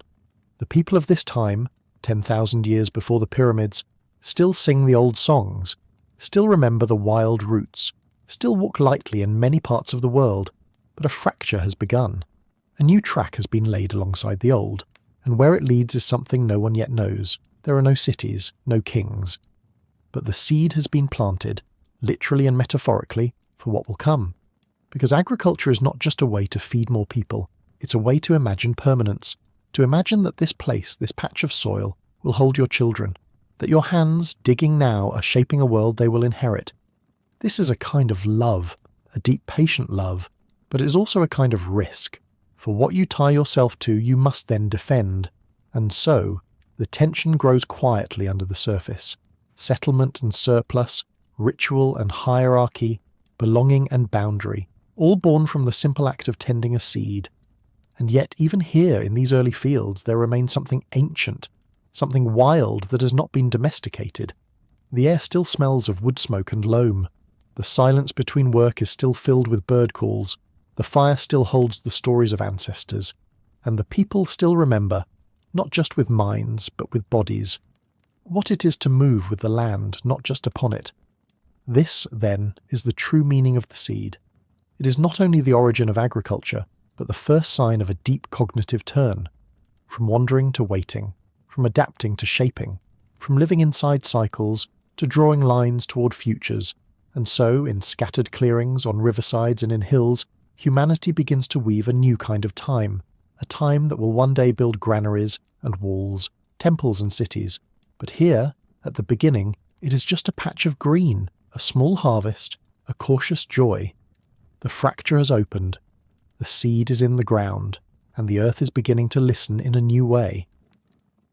Somewhere between the fires of the old world and the furrows of the new, there were people who lived not in contradiction, but in harmony between both. What happens when you don't choose one path, but walk the threshold instead? We often speak of revolutions as clear lines, before and after, wild and tamed, hunter and farmer. But the truth of human history rarely follows such sharp boundaries. Most of the time we live in the blur, and in the blur between foraging and farming, one of the most hauntingly poetic cultures began to take shape, the Natufians of the Levant. They lived some 15,000 years ago, along the eastern edge of the Mediterranean, in what is now Israel, Palestine, Jordan, Syria and Lebanon. In the deep time before cities, before pyramids, before metal, the Natufians carved out a way of being that did not fit cleanly into either the old world or the one waiting to be born. They gathered wild grain, but they did not yet farm it. They lived in permanent or semi-permanent stone houses, but still hunted gazelle and deer. They buried their dead beneath the floors of their homes, suggesting roots, both literal and spiritual, yet retained the lightness of people who had not yet severed their bond with wildness. What must it have felt like to live in that pause? They crafted crescent-shaped blades from flint, not for clearing forests or cutting rows, but for harvesting the ripening stands of wild cereals that blanketed the hillsides. These were not the crops of agriculture. These were ancestral seeds, incorn and barley in their untamed form, waving in the wind, part of the land's ancient rhythm. And yet, they returned to these places, season after season. Perhaps they scattered a few seeds themselves, perhaps not. But their presence alone began to tilt the balance, just as the hand of a gatherer shapes the growth of the next season's fruits. Archaeologists have found that the Natufians had sickles worn smooth from use, mortars for grinding and pits for storing food. They wore beads, carved bone, and made art from the teeth of animals. Their culture stretched across centuries and terrain, and in that time, in that long twilight between the foraging world and the dawn of agriculture, they became something new. But was it a choice or a response? As the Ice Age ended and the climate warmed, the abundance of the Levant became more predictable. Forests spread, rivers deepened, wild grain grew thick. In that brief window, it was possible to live well in one place without needing to plant. It was possible to belong to a landscape, to memorize its trees, its hills, its hidden springs, without yet shaping it. The Natufians did not leave behind ploughed fields. They left behind stone circles, burials, tools still sharp after millennia. And they left behind a question. What does it mean to live at the edge of transformation and not cross it? To understand the beauty of that question, we must look not only at the Natufians themselves, but at the world around them, a world where the line between gatherer and cultivator had not yet hardened, where people met and mingled, traded and taught, without the rigid categories that later civilizations would impose. For many centuries, these cultures coexisted. There were fully mobile foraging groups still following herds along ancient corridors of migration, crossing the uplands and plains, sleeping under stars. There were newly settled horticulturalists, experimenting with planting and tending, slowly tethering themselves to a specific place. And in between were hybrid communities, neither fully one nor the other, who could speak both languages. People who might hunt one season, sow the next. Who might shape the land in one valley, then walk away entirely. These people traded goods, yes, obsidian blades, shell beads, baskets woven from reeds, but they also traded ideas, techniques, stories, worldviews. The earliest farming communities did not appear in isolation.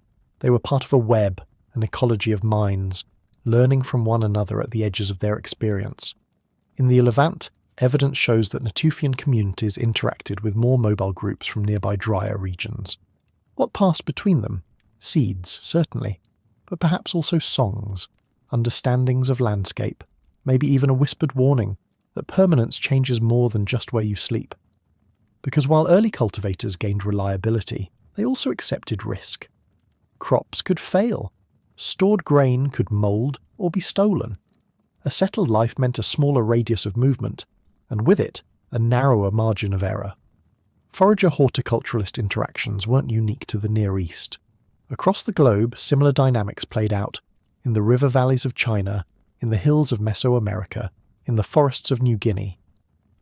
People moved between worlds, not always permanently, but with familiarity, even fluency. Some groups adopted planting slowly, with hesitation, maintaining hunting traditions for millennia. Others returned to foraging after failed agricultural attempts or integrated farming without ever becoming sedentary. The line was never straight, and perhaps that is the lesson of this in-between time, that humanity has never been just one thing, that our past is not a staircase but a landscape, full of crossroads and return paths. To be a Natufian, or someone like them in any region, was to live among options, to know the comfort of hearth and house, but also the lure of the trail, to look out across a field of wild barley and feel not just hunger but awe, a sacred hesitancy, a pause before the leap, and in that pause people met, not always peacefully, not always equally, but they met. They saw in one another reflections of what they had been, and glimpses of what they might become.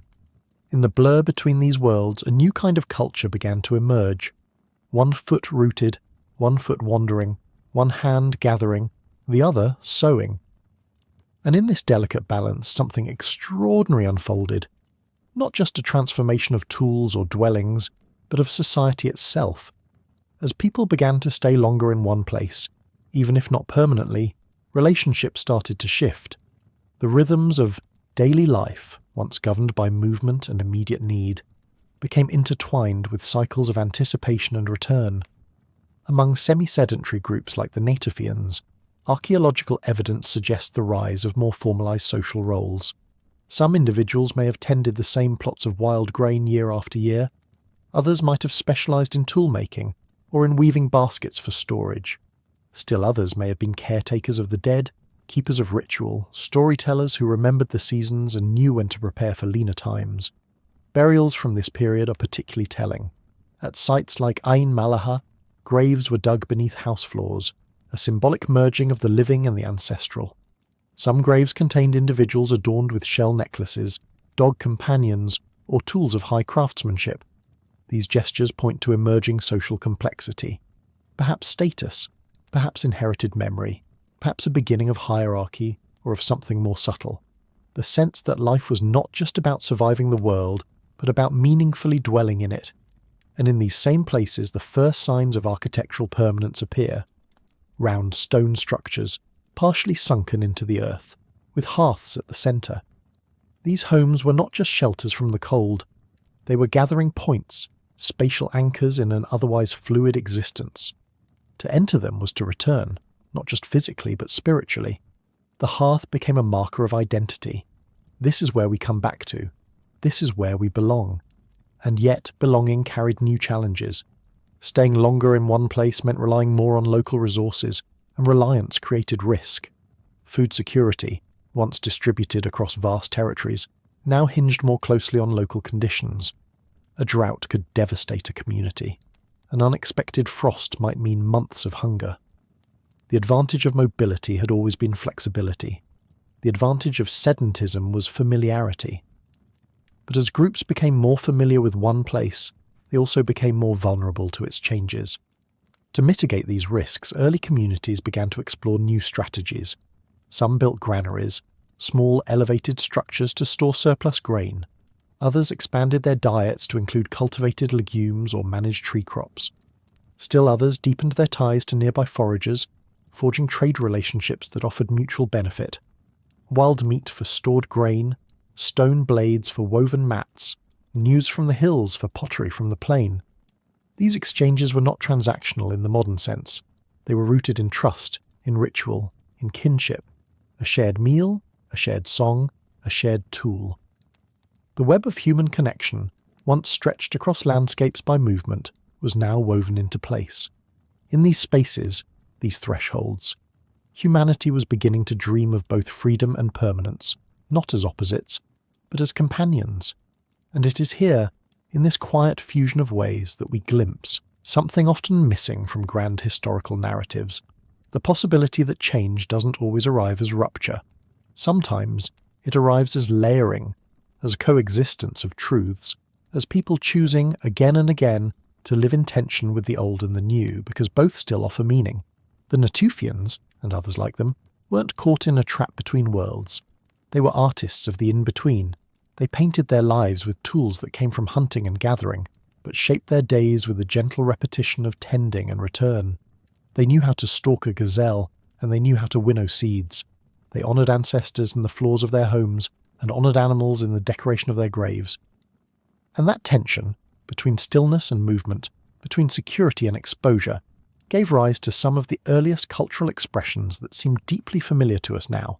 Take, for example, their treatment of the dog. One of the earliest known dog burials in the world comes from a Natufian site. A woman carefully interred, with her hand resting gently on the body of a young pup.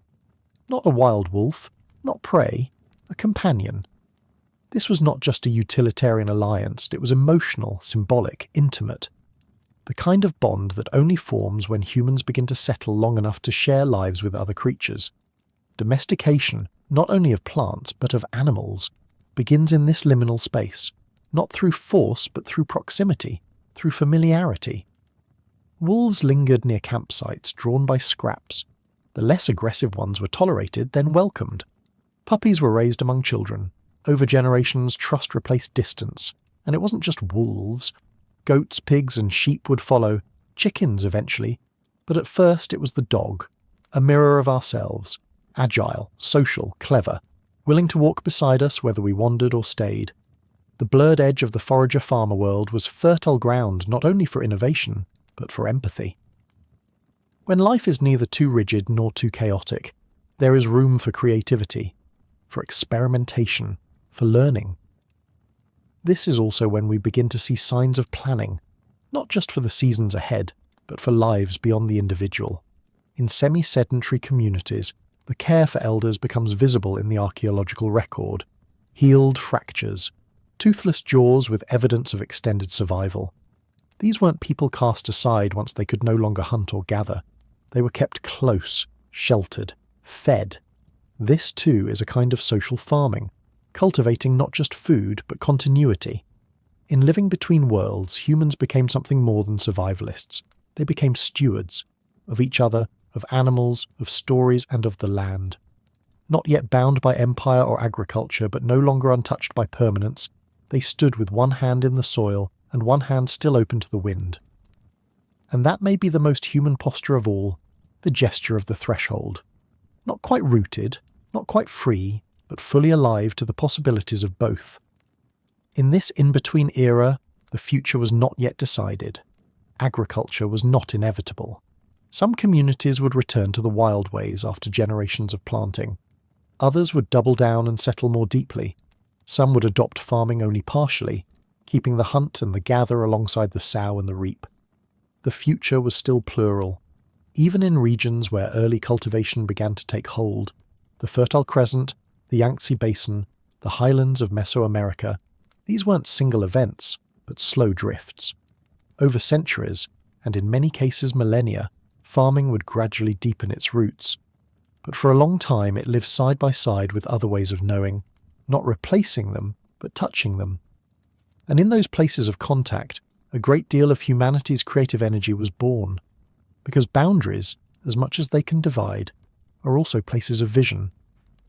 When a gatherer sees a planted field for the first time, they don't just see food, they see possibility, permanence, risk, perhaps even loss. And when a farmer sees a forager walking unburdened, following a seasonal path known only to a few, they may feel something stir, a memory of the old rhythms, a longing for the ancestral chase. In time, the great migrations of the Neolithic would begin. Agriculture would spread, landscapes would change, forests would fall to fields, rivers would be diverted, people would cluster, villages would rise. But here, in this quiet middle space, among the Natufians and their global cousins, we find a different kind of story. One not of triumph or collapse, but of careful balance. A child born in one of these communities might know the softness of stored grain and the sharpness of fresh-tracked hoofprints. They might help grind seed by the hearth in the morning and walk into the woods with a bough in the evening. They would grow up learning not only how to make fire and food, but how to choose. Because that's what this chapter of history was, a moment of choosing stretched across generations, not in the sense of conscious decisions made once, but in the rhythm of a life lived with openness, a life of many tools, many foods, many homes, and perhaps, in some way, that moment has never really ended.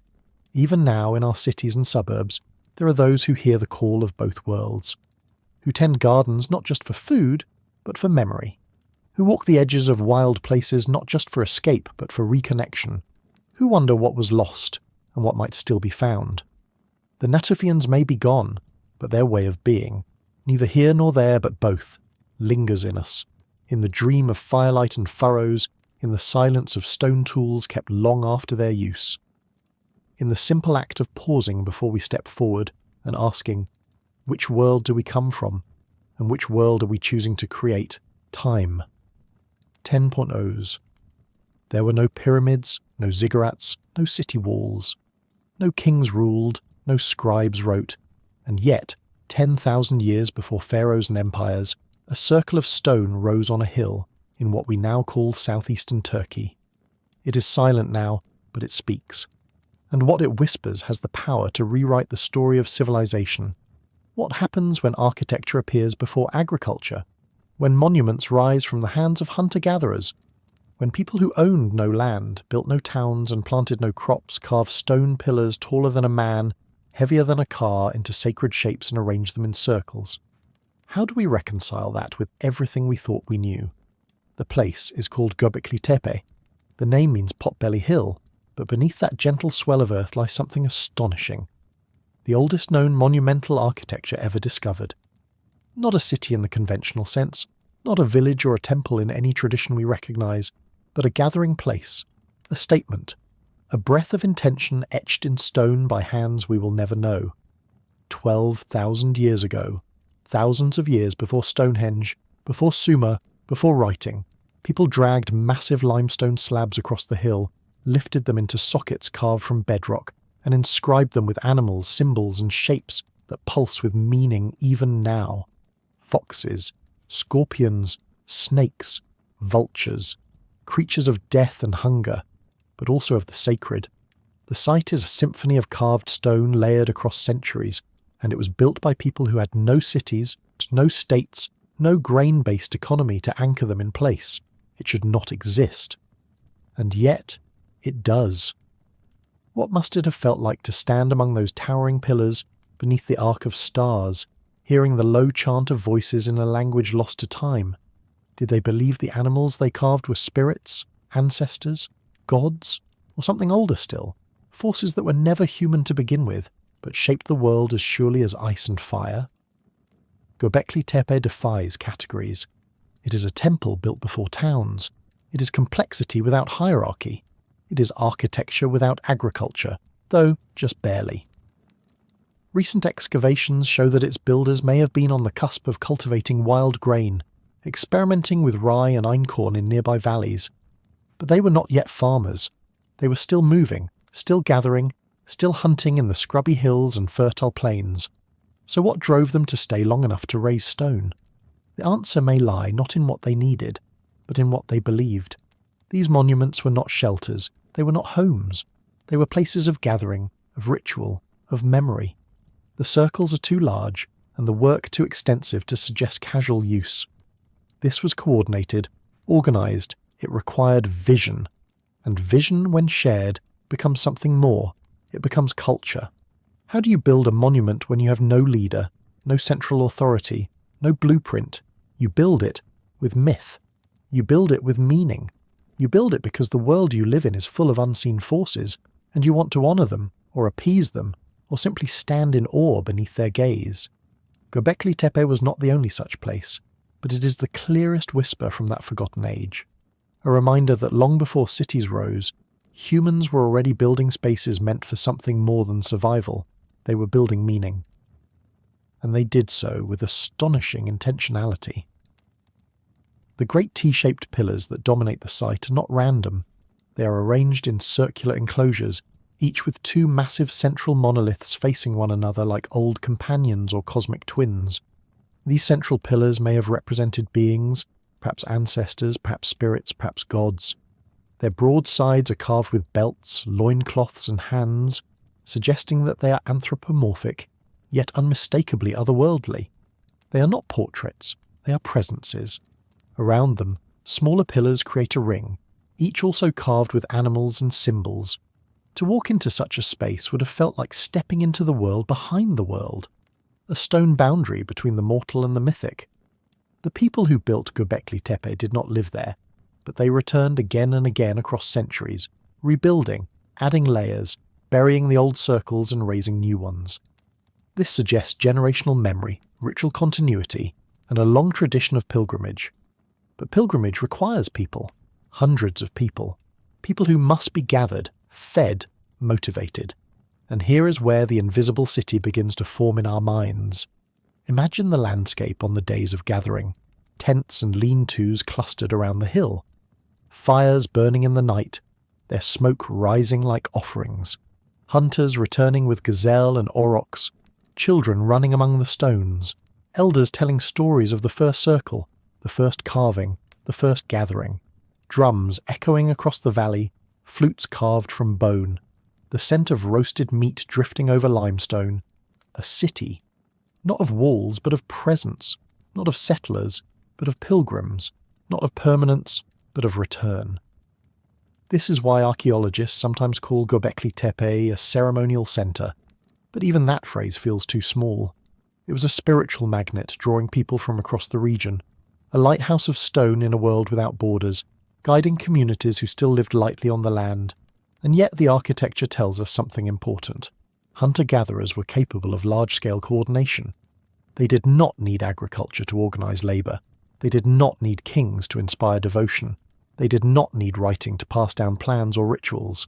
The blueprint lived in memory, in myth, in the shared purpose of the community. What does this reveal about complexity? It tells us that complexity is not born from farming. It is born from imagination, from shared ritual, from the human desire to stand together before the vastness of existence.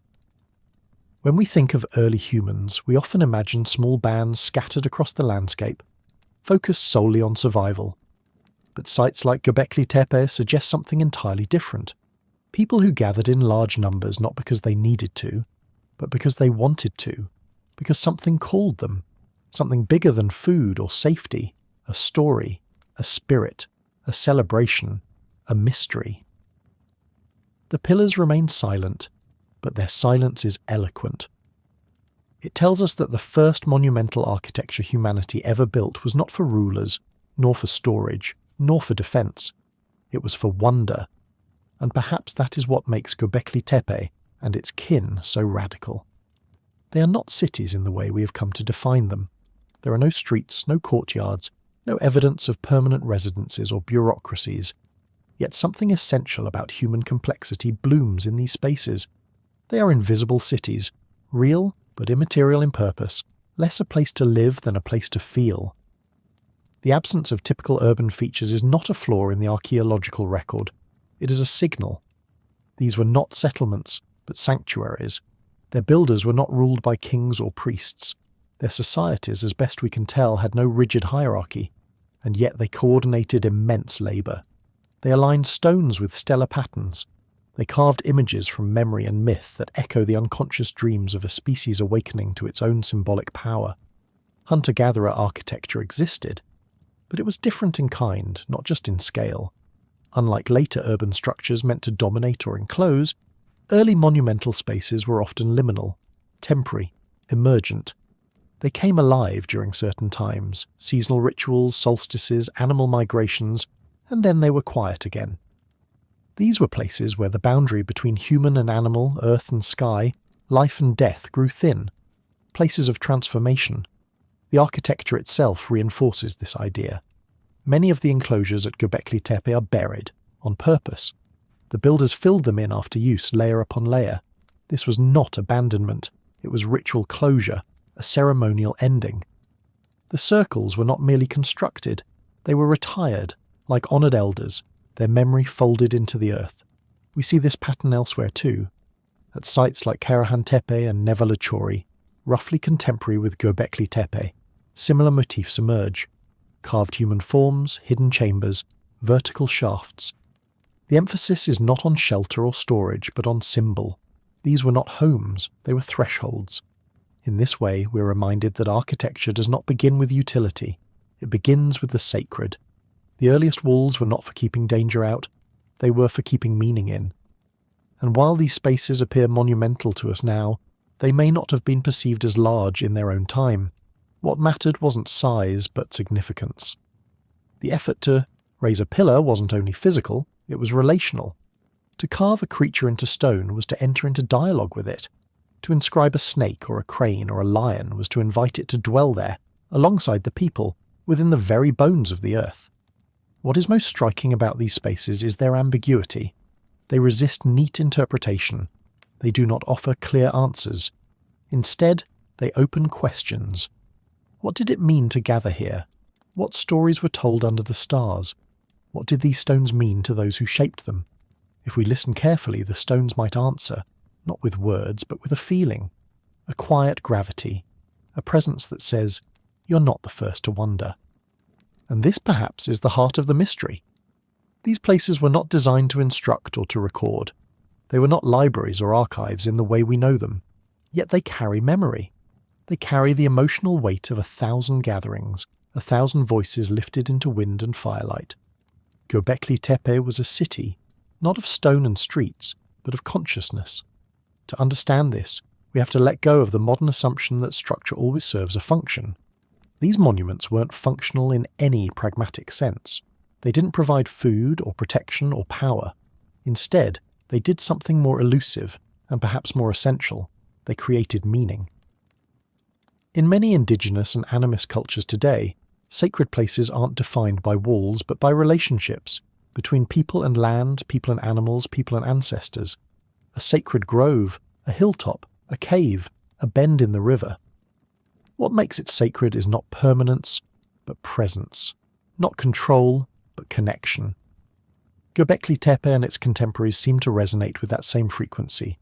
They are not the beginnings of civilization as hierarchy. They are the beginnings of civilization as ceremony. Let us consider this more deeply. When a group of mobile foragers gathers at a specific place, season after season, to celebrate a shared myth or perform a ritual, they are not just performing memory, they are making it. Each stone becomes a vessel for story, each carving a thread in the communal weave, and because there is no writing, these stories live in the land itself, and land, unlike parchment, remembers differently. It remembers through echoes, through wind, through absence. In a world without cities, such sites become anchors, not for daily life, but for deep life, for moments when individuals must come together to be more than themselves, to marry, to mourn, to celebrate the hunt, to speak with the spirits, to pass on a name, to ask for rain. And what makes this all the more remarkable is that these were egalitarian societies.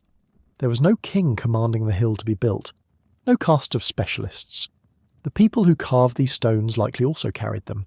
The myth was not imposed, it was shared. We see this reflected in the absence of luxury items, no gold, no thrones, no marks of dominion, just stone, bone, animal, and spirit, the materials of everyday life, transformed into something that endures. And in enduring, they challenge us. They remind us that civilization did not begin with cities, it began with congregation, with the gathering of people around a shared sense of the sacred, with the desire to make visible what is invisible, the dreams, fears, and longings that haunt the edge of human awareness. Göbekli Tepe stands as proof that hunter-gatherers were not primitive minds stumbling toward enlightenment. They were artists of the unseen, engineers of emotion, pilgrims of mystery.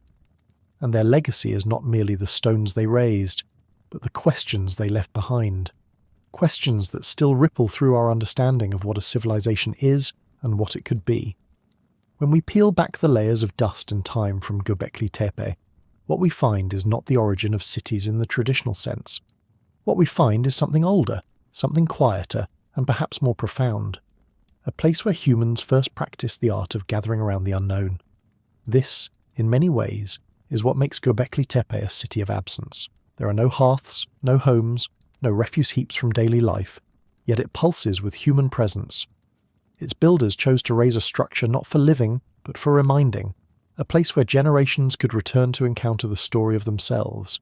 In that sense, it was a different kind of urbanity, not one built on commerce or control, but on ceremony. Not an economy of things, but an economy of meaning. And meaning leaves its own kinds of traces. The carvings tell us this wasn't a utilitarian site. These weren't workspaces or shelters or simple totems. The care taken to craft images in high and low relief, the intertwining limbs of animals, the repeating symbols, the attention to form and orientation, suggests more than functionality. It speaks of intention, of reverence, of a worldview where the visible and invisible were not separate realms, but interwoven. Göbekli Tepe, then, was not an anomaly. It was a culmination, a crescendo of human symbolic life, rising out of tens of thousands of years of storytelling, myth-making, and movement. It marks the moment when memory left the body and entered the landscape, when ritual took shape in stone. And in this we must reconsider how we define complexity. We often imagine complexity as hierarchy, as chains of command, specialization, and statecraft. But Göbekli Tepe asks us to consider another form, complexity rooted in relationship, in shared purpose. in the logistics not of domination, but of cooperation. This is spiritual infrastructure, architecture not for utility, but for encounter. It's important to remember that the site was eventually buried, not by time or erosion, but by human hands, carefully, deliberately, each circle filled in as if closing a chapter, as if the stones had done their work and now could rest. And in that burial, we glimpse the closing of a worldview, not its erasure, but its transformation. The people who came after, who settled more permanently, who farmed more intensively, who raised their own forms of sacred geometry in bricks and clay, may have remembered Göbekli Tepe not with facts but with feelings, a sacred hill, a story passed down, a rhythm lost and longed for, and so this invisible city did not vanish. It echoed in the ziggurats of Mesopotamia, in the stone rings of Britain, in the temples of Mesoamerica, in the quiet circles drawn in sand by desert nomads even now. It echoes in us. Because somewhere inside, we are still gatherers. We are still the children of those who raise stones to speak to the sky, still drawn to places that hum with memory, still longing for connection, not only to each other, but to something vast and enduring, beyond the reach of words. And when we walk among ruins, when we find ourselves in sacred places with no names, we are not only visitors, we are returning. We are returning to the first cities, the invisible ones, built not of walls, but of wonder. At first the change was not noticed. A few colder winds, a delay in the spring melt. Rivers ran slower, longer beneath their skins of ice. The ancestors looked up at the sky, listening as they always had, but the rhythm had shifted. A deep pulse in Earth's body had faltered, and in its place came something jagged, unfamiliar. The world was remembering how to be cold again. Around 11,000 years ago, the Earth slipped into a sudden and violent breath of winter, the Younger Dryas. After tens of thousands of years of glacial retreat and relative warming, something snapped. Within the span of a single generation, temperatures plunged across much of the northern hemisphere. Forests withered, lakes shrank, storms returned with new violence. For human beings who had just begun to imagine stability, the Earth once more reminded them of its great, impersonal power. What could have caused such a thing? We still debate the trigger. Was it the collapse of an ice dam at the edge of a dying glacier, a disruption in ocean currents, or something else entirely, a breath from the stars? But what matters more than the cause is the consequence, a sudden and prolonged cold shock that swept from the Arctic down through the Levant into the plains of Europe and the heartlands of the Americas. It lasted for over 1,000 years, and it changed everything. The first fires to flicker were not in hearths, but in mines. People had already begun to settle in places like the Fertile Crescent. They had begun to tend stands of wild wheat, perhaps even to store grain in pits carved from soft earth. But these habits were still new, still fragile. They had not yet hardened into necessity. The cold, though, this sudden, returning winter, pressed down like a stone. Scarcity became regular. Cycles became unreliable, and with each failed season, the risk of death multiplied. What happens when the weather itself becomes a predator? In response, the human mind turned inward and forward. Planning was no longer a luxury, but a condition for survival. To live in a world where rain did not come on time, where berries ripened and then froze again, was to live inside uncertainty. And uncertainty demanded control. Fields were cleared more deliberately. Grains were selected and resown. Wild sheep and goats, already watched for generations, were now herded with greater care. Before the Younger Dryas, the Earth was still mostly a partner, wild, yes, but rhythmic. After, it began to resemble something less predictable, something that required taming, and yet even as the Earth turned against predictability, it also revealed its thresholds, those fragile edges where human will could begin to press back. In these liminal spaces, under a sky suddenly sharpened by frost, agriculture gained a foothold not because it was ideal, but because it was necessary. The pressure of climate did not create farming, but it made its logic inescapable. What kind of imagination is born in a world where nature has forgotten its promises?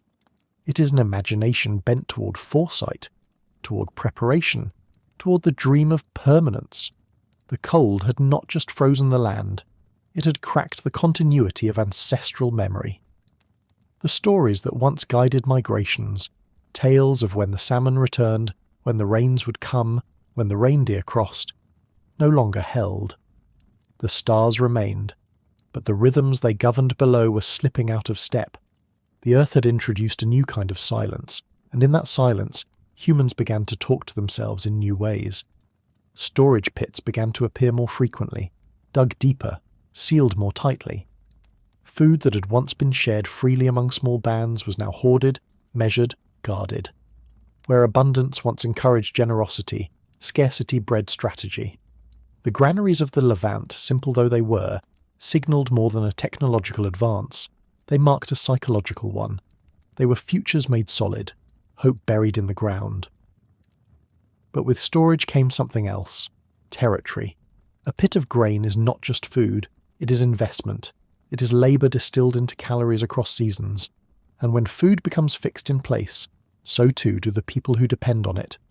And when people are fixed, so must be the borders around them.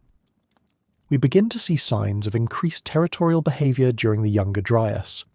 In the Levant, sites like Jerf el Ahmer and Muribet, where people once gathered seasonally, began to develop more permanence, stone foundations, shared courtyards, communal storage spaces, and eventually walls. Walls not to keep out animals, but to define who belonged. The colder world demanded tighter circles of trust, and in these circles, new tensions brewed. If land produced grain, then land had value. If a grove of figs could be tended and passed on, it became not just a place but a possession. And with possession came comparison. Hierarchy began to stir, not as an imposed system, but as an emergent one. The family with more goats, the household with more barley, the clan whose granary never emptied.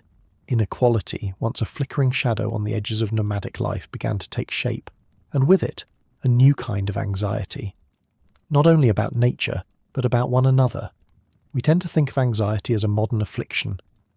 But the Younger Dryas introduced a subtle shift in human cognition, a shift toward projection, the ability to worry about a winter 5 moons from now, the fear that others might take what you've stored, the dread of a failed harvest that has not yet happened. These are not irrational fears, they are the price of foresight. And as people learned to think further ahead, their relationship with time itself began to change. No longer was time purely cyclical, bound to the eternal dance of seasons. It became linear, cumulative. One year could be better than the next, or worse. The future was no longer a return, it was a road shaped not by weather alone, but by human intention. This was a subtle but seismic shift in human consciousness. For most of our time on Earth, we had lived in cycles, birth and death, seasons and migrations, hunger and feast. We moved with the land, our thoughts echoed the pulse of stars and rivers. But the Younger Dryas fractured that circle. In its place, we began to imagine the line. The line has a direction. It leads somewhere. It allows for progress. It demands planning, strategy, anticipation. This linearity of time, now so natural to us, was once a radical invention, a way to protect against uncertainty, to guard against chaos. It is during this cold millennium that we began to map our lives not only across landscapes, but across tomorrows. We see this mental reorientation reflected in the new tools and behaviours that emerged during this period. In the Near East, people began building larger communal buildings, predecessors to temples perhaps, or shared storehouses. These were not places for living. They were spaces for gathering, counting, planning, for imagining beyond today. Evidence from these structures shows organised work. Plastered floors, post holes for timber beams, carefully aligned walls. This was not improvisation. It was blueprint. It was design. It was the beginning of architectural memory. Spaces constructed not for immediate use alone, but for continuity across generations. Alongside architecture, we see the rise of more formalised toolkits, grinding stones for processing grains, sickle blades for harvesting, mortars and pestles, the tools of agriculture, the implements of prediction. These were technologies of faith that effort today would yield sustenance tomorrow. Even art changes tone. The whimsical figurines and dynamic animal paintings of earlier hunter-gatherer cultures give way to more schematic, symbolic forms, Geometric patterns begin to dominate. Circles, lines, grids. These suggest abstraction, systemization, a mind less occupied with wild spirits and more concerned with control, classification and permanence. And beneath all this, the cold, still pressing, still unpredictable. It's easy to imagine how this environmental pressure reshaped the fabric of human emotion. The unpredictability of the younger Dryas would not have felt like a passing storm. It would have felt like betrayal. A world once filled with rhythms now refused to keep its promises, and in that betrayal we learned to hedge our hopes, to diversify, to fortify. We began to fence in not just animals and grains, but time itself, to partition it, to tame it. The day became something to measure, the season something to anticipate, the year something to plan for. This temporal engineering marked a new stage of cognitive evolution.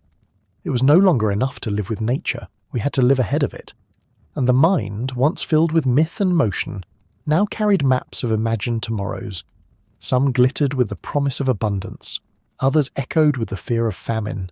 Either way, the future had become real, and it had become ours to shape. But shaping the future required more than vision. It required agreement. It required shared beliefs about how time should unfold, who had the right to organize it, and what counted as preparation versus waste. As climate pushed uncertainty into daily life, the social fabric began to thicken with negotiation. Memory alone wasn't enough. Oral tradition had to carry new kinds of knowledge. When to sow, how to store, who could access the grain. The invention of planning created the necessity of rules. And with rules came governance, not as states, not yet, but as the murmurings of protocol. Leaders may have emerged not through conquest, but through competence. The man who knew when the barley was ripe, the woman who sensed the coming frost. These weren't monarchs, they were anchors, individuals entrusted with translating an unpredictable world into meaningful action. This was also the age in which we see the earliest signs of long-term storage. In places like Dira and Netiv Hagdud, pre-agricultural villages near the Jordan Valley, archaeologists have uncovered granaries built not only for one household, but for the community. Round, clay-lined silos, often raised above the ground to protect their contents from moisture and rodents. What these granaries stored wasn't just food, they stored trust. Trust that the group would honour the shared investment, trust that others would not steal in the night. And perhaps the first tremblings of fear that they might. Because with accumulation comes temptation. With resources comes risk. It is no coincidence that this period also sees the earliest hints of physical boundaries, not just around settlements, but around people.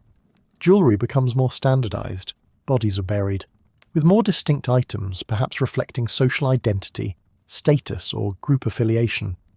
The idea of mine and yours, once fluid in nomadic life, began to harden. We were learning not just to manage food, but to manage each other. And in this new ecology of fear and foresight, a remarkable thing began to unfold, the invention of abstract coordination. No longer was survival tied only to the movements of herds or the ripening of fruit. Now it could be influenced by strategy, by forethought, by cooperation across time. To plant is to trust the invisible, to store is to believe in the return of the known, to delay a feast is to prioritize continuity over immediacy. These are not just practical decisions, they are philosophical ones. The younger Dryas didn't only harden the soil, it sharpened the imagination. It introduced risk into the heart of the human story, not as something to be endured, but as something to be managed. And managing risk is at its core the beginning of civilization. Because when the climate turned the wheel, we didn't just survive, we responded. And in doing so, we redrew the boundary between the natural and the human. The earth no longer dictated alone. We had started to speak back, and our reply would shape the millennia to come. Because from that moment on, the world was no longer merely inhabited, it was interpreted. Every shift in wind, every late frost, every burst of unexpected rain was not just weather, but a message. The climate had become not only a force, but a character in the human story. And our relationship to it was no longer passive, but deeply entangled with foresight, anxiety, and the slow, dawning power of intervention. For many generations, the younger Dryas remained the background condition of life, a long, uneasy breath of cold. Some retreated to refuges where the earth's bounty still flowed. Others stayed and adapted. But everywhere, the lesson was the same. The world could change without warning. And so we began to plan as if it would. Even after the Younger Dryas ended, suddenly again in a matter of decades, the psychological scaffolding it built remained. The cold faded, the ice receded, and the rains returned. But we did not go back. We did not abandon our granaries or undo our rituals of planting. The seeds had been planted not just in soil, but in mind. The earth had taught us something it could not unteach. We began to see the world not just as it was, but as it could become, and as it might refuse to be. The future, once a misty and cyclical thing, now had edges. It could be shaped. It could be lost. And so, we started to engineer certainty. Where once we followed herds, we now bred them. Where once we plucked fruit, we now grafted trees. Where once we observed the sky for signs, we built calendars to predict it. The future became a problem to be solved, and in solving it, we began to build systems, social, agricultural, even spiritual, that could buffer us against the whims of the wild. We invented the future, not as an idea we'd always dreamed, but as an infrastructure, a shared, interlocking set of behaviours and beliefs that could push predictability out beyond the horizon. We dug irrigation canals, we carved symbols, we marked seasons in standing stones and circular enclosures. We remembered bad years not as tragedies, but as data, and that's when something irreversible began to happen. We became planners, and planning is a kind of spell, one that binds us to what hasn't happened yet. It turns the possible into the expected. It makes absence feel like failure, and slowly, softly, it changed our place in the world. No longer were we simply of the earth. We were beside it, slightly apart, watching, preparing. But always just beneath the skin of certainty, a memory lingered, of a world that could turn. Because the Younger Dryas was not just a cold snap. It was a threshold, a 1,000-year lesson written in frost. And when the wheel turned, we turned with it. But we did not forget. That deep cold still hums in our architecture, our agriculture, our anxious dreams. It reminds us that the future is a landscape we invented to survive a past we couldn't predict. And it began with cold, and it ended with fire, and between them we found the shape of tomorrow. The fire is not a tool, it is a presence. It crackles softly in the dark, casting slow-turning shadows onto stone, onto flesh, onto memory. Around it, figures sit shoulder to shoulder, breath mingling in the cool night air, eyes glinting with flame. The fire holds them, not as captives, but as witnesses, to something older than writing, more sacred than shelter. This is not survival. This is kinship. For as long as there have been humans, there have been circles of warmth in the wilderness. Not every fire was lit to cook or to keep predators at bay. Some fires were lit to make meaning, some to mourn, some to teach, and always, always to belong. What did it mean to belong, in a world with no cities, no nations, no surnames? Long before borders or contracts, human society was sewn together with threads of kinship. Blood and marriage, yes, but also something more flexible and more sacred. Story. Around the fire, words moved like smoke. They rose from the tongues of elders and drifted into the lungs of children. Myth, history, instruction, there was no separation. Memory was not stored in stone or parchment. It was carried on breath, across bodies, down through generations. How do you preserve meaning in a world with no monuments? Through rhythm, through repetition, through the quiet gravity of listening. Oral tradition was not primitive. It was engineered, structured, carefully calibrated to be unforgettable. A song, a tale, a lineage, each embedded with cues to keep it alive. Alliteration, metaphor, ritual phrasing. These were the memory technologies of prehistory, no less sophisticated than cuneiform or code, and they did not merely convey data, they conveyed orientation. To know a story was to know where you came from, where you stood in the circle, and where the path might lead. Stories explained how the animals got their shapes, how the river learned to sing, why the stars remembered your name. But beneath these myths, deeper structures ran. Mapping, territory, danger, kin, taboo. They were the archive. But they were also the compass. And like all good compasses, they pointed toward relationship. Not just with each other, But with all things, the land was not backdrop, it was family. The bear was not merely game, it was ancestor or teacher or trickster. The story made it so. And the fire lit the stage. What happens when knowledge cannot be written down, only worn into the soul? It becomes sacred, not because of superstition, but because of fragility. A story not told is a story that dies. And so, every night that the fire was lit, the world was reborn. One tale at a time, one voice following another into the glow. There, in that flickering world, time softened. The dead returned. The unborn were invoked. And for a moment, everything was held in the warmth, still, luminous, real. But the fire did more than carry memory. It shaped behaviour. It was a stage, yes, but also a table, a teacher, a threshold. Through its glow, we come to understand how early humans lived together, not just side by side, but in a choreography of cooperation. Cooperation was not optional, it was survival. In a world of hunger, injury, cold, and predators, no one endured alone. The strength of a group wasn't measured by the size of its hunters or the sharpness of its spears, it was measured by its capacity to share. And at the heart of this was food. Food was never just sustenance, it was narrative, it was ritual, it was proof of the bond. When a carcass was brought back to the camp, whether antelope, fish, or wild tuber, it became more than calories. It became a moment of redistribution. The elders received the choicest cuts, the children learned by watching, the sick were remembered. Portions were not random, they were weighted by custom, relationship, and context. Even in the Paleolithic, people tracked fairness. And fairness wasn't just moral, it was strategic. Groups that shared well survived longer. Anthropological evidence from foraging bands like the Hadza in Tanzania and the Jew Hoansi in southern Africa suggests deeply ingrained norms of food sharing, policing greed, and preventing hoarding. Generosity was not weakness, it was currency, a social safety net long before institutions. This net was strongest around the hearth.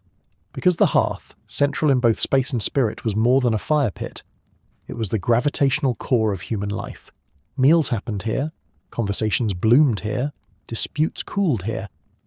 The hearth was a commons, a shared space where heat, light, and attention converged. It offered safety, yes, but also structure. Anthropologists have noted that hearth-centered living changes everything. It changes the layout of dwellings, encouraging circular designs.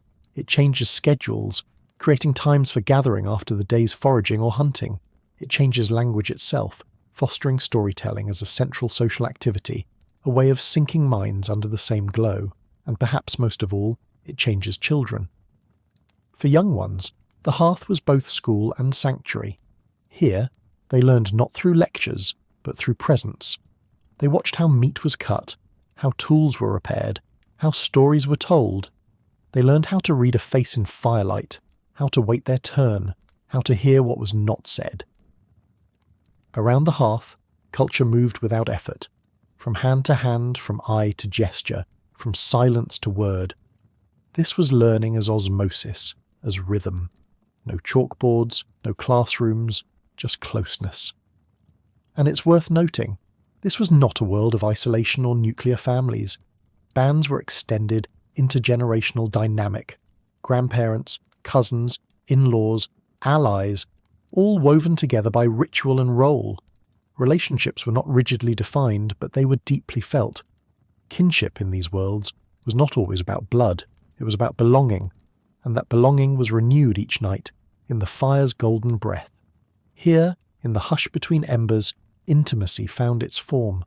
The hearth didn't merely warm bodies, it oriented souls.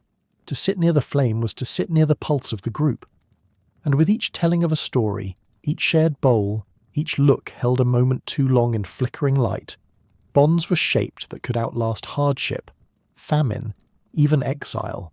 The hearth taught something that would become foundational to humanity. The centre is not a place, it is a relationship.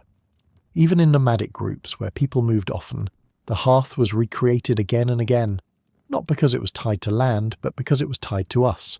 A ring of stones, a bed of coals, a cleared circle. It didn't take much. just a decision. Here we gather. And in that decision lay an entire worldview. This worldview echoed outward into every domain of life. We see it in ritual, we see it in grief, and we see it, most profoundly, in how early humans made sense of the invisible threads between individuals. These threads were not always spoken of as emotional. Instead, they were spiritual, ecological, even cosmological. Among forager cultures, both ancient and enduring, there's a common belief. The world is animate, the wind is alive, so is the river, the mountain, the flame, and so are the relationships between people, not static but living, maintained, nourished. From this perspective, kinship was not a category, it was a practice. It involved gestures, gifts, obligations, rituals, constant small acts that signalled, you are part of me and I of you. Whether through shared meals, the care of children, the tending of fire, or the retelling of a name. Long gone, these acts wove a kind of living archive, an embodied memory that held the group together across time. And this memory was not uniform. It shifted, adapted, responded. Just as fire dances according to what it is fed, so too did kinship respond to need, to history, to place. In some groups, kinship spread through naming. A newborn might be named after a grandparent, and in doing so, become the social reincarnation of that elder. In others, it flowed through food. If you ate from the same pot, you were bound. Elsewhere, it emerged from shared dream time or hunting success or ritual initiation. There was no single blueprint. And yet, beneath the variation, a shared principle hummed quietly. Connection is sacred. And because it was sacred, it had to be renewed. Daily, gently, often, silently. This is what the fire reminded people to do, not through command, but through atmosphere. Its presence was a kind of invitation, to pause, to speak, to remember, to forgive. The fire didn't need to be told what it was for, it simply was. And so, it became a symbol of something even larger than family. It became a symbol of continuity, of the thin golden thread that runs from ancestor to descendant, from dusk to dawn, from one voice to another in the dark. Because in the deep past, continuity wasn't guaranteed. Every storm, every failed hunt, every illness posed the risk of fracture. The human world was tender, held together not by walls but by warmth, not by force but by familiarity. The hearth was where that familiarity was rehearsed, not just socially but emotionally and spiritually. Let us return for a moment to what the hearth truly was. Yes, it gave heat, cooked meat, warded off beasts, but that's not why it lasted. What kept the fire central to early life wasn't utility, it was its capacity to hold feeling, to absorb silence, laughter, memory, argument, song. It was a mirror without edges, and in its glow, the human psyche learned to unfold. Studies of present-day hunter-gatherers give us a clue. Among the Jushuansi, the Hadza, and other mobile peoples, firelight is the time for what anthropologists call low-arousal sociality. It's when people speak softly, touch often, reflect on past events, share knowledge, tell stories, sing, and watch each other, not as audience, but as co-presence. And so, it's here we glimpse the architecture of early psychology, a space where emotions can cool, a circle where hierarchy softens, an environment where trust grows. Because trust, unlike food or water, cannot be stored, it must be cultivated, and the fire circle was its soil. Here you didn't just learn who your kin were, you learned how to be kin. You practiced patience, attentiveness, empathy. You listened to the same story for the 12th time, not because you were bored, but because that's how memory solidified. You sat next to someone you'd quarrelled with. You fed a child not your own. You helped an elder move closer, to the heat. These were not dramatic gestures. They were rituals of recognition, each one a reaffirmation of, I see you. I know who you are. You belong. That sense of belonging wasn't abstract. It was anchored, often literally in the fire's geography. Each person had a usual place, near a sibling, beside a spouse, in front of the storyteller. These micro-arrangements became part of the choreography of kinship, and when someone was absent, off hunting or ill or newly passed, their absence was felt like a tear in the weave. The fire taught people to notice, not just the practical details of life, but the subtle currents of human feeling. And this attentiveness extended beyond the circle. It flowed outward into the wild. For early humans, the boundary between hearth and forest, between domestic and wild, was permeable. Spirits were thought to move between them. Ancestors might linger in both. The fire was not separate from the earth. It was a part of its breath. When people offered the first bite of meat to the flames or spoke to it softly in thanks, they weren't being quaint. They were acknowledging a relationship between the seen and the unseen, the warm and the wild, the now and the forever. In this way, the hearth became the first altar, not one carved of stone or crowned with idols, but a place where reverence happened in motion, in the handing of a bowl, in the telling of a name, in the soft laughter that bound a group against the chill outside. Reverence not for gods in the sky, necessarily, but for each other, for the fragile, radiant weave of human togetherness. Even as societies would later build temples, forge swords, and raise cities, this earlier world, this firelit intimacy, would remain our template. It gave us the first sense of what it meant to live with others, not just beside them, to belong not to a system, but to a circle. That circle changed over time. Groups split, new camps formed, people migrated, married out, blended kin lines, but the structure held.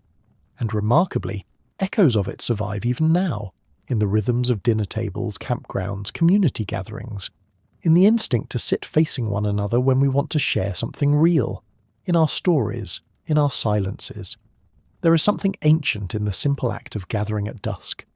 We tend to think of history as monuments, the pyramids, the walls, the inscriptions. But if you were to strip all that away, to go back before stone cities and king lists, you would still find the most enduring monument of all, the shared fire. It left no ruins, but it left us. Because it was around the hearth that we learned how to be human in the full sense. Not merely bipedal, tool-using primates, but social, emotional, narrative beings. We became creatures who could sit in a circle and rehearse not just how the world is, but how it ought to be. Who could pass down not only knowledge, but wisdom. And in that passing down, something truly miraculous happened. The invention of continuity through care. Other animals remember, other animals grieve, but humans, around that flame, we committed to memory. We wrapped our knowledge in emotion. We made it sticky with song, sacred with ritual, alive with character. We turned facts into stories, stories into identity, identity into a shared future. And the fire? The fire held it all. Even now, when we light candles at a vigil, or gather around a bonfire on a cold night, or sit beneath string lights telling stories that matter, we are not just performing tradition. We are stepping into a lineage older than writing, older than walls. We are stepping into a kinship technology refined over tens of thousands of years. We're not just warming our hands, we're remembering how to hold each other. So when we ask what held early human groups together, what made cooperation possible in a world of hardship and constant movement, the answer is not a mystery. It's glowing quietly in the centre, a fire, a circle, a story shared across the dark, and the knowledge that no one is truly alone if someone remembers your name. Before there were tombs of kings, there were hollows in the earth, soft places dug by calloused hands beneath trees, beside rivers, or under stones that would hold not just bodies, but meaning. To bury someone is not merely to place them into soil. It is to create memory from absence, to weave silence into ritual, and to affirm again and again that love does not end where the body fails. 10,000 years before the pyramids rose in the desert, people were already doing something astonishing. They were laying their dead to rest with care, with order, with symbols. And in those gestures, scattered across continents, we glimpse not just mourning, but the earliest architecture of legacy. Why bury at all? Why carry a body heavy and inert across uneven ground? Why wrap it in ochre, surround it with beads, tuck antlers beside the head, or shells into the hands? These were not practical acts. These were emotional cartographies. With each burial, a landscape was marked not with power, but with remembrance. A forest clearing could become sacred. A cave could echo with generations. The ground itself became personal. Some of the oldest known burials come from Eurasia. from the cold steppes of Russia to the limestone caves of Western Europe.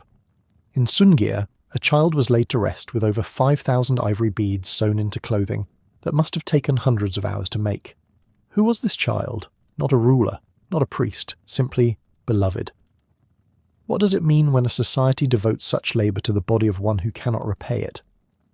Elsewhere, in the Levant, at a site called Ain Malaha, a woman was buried with a puppy curled at her side.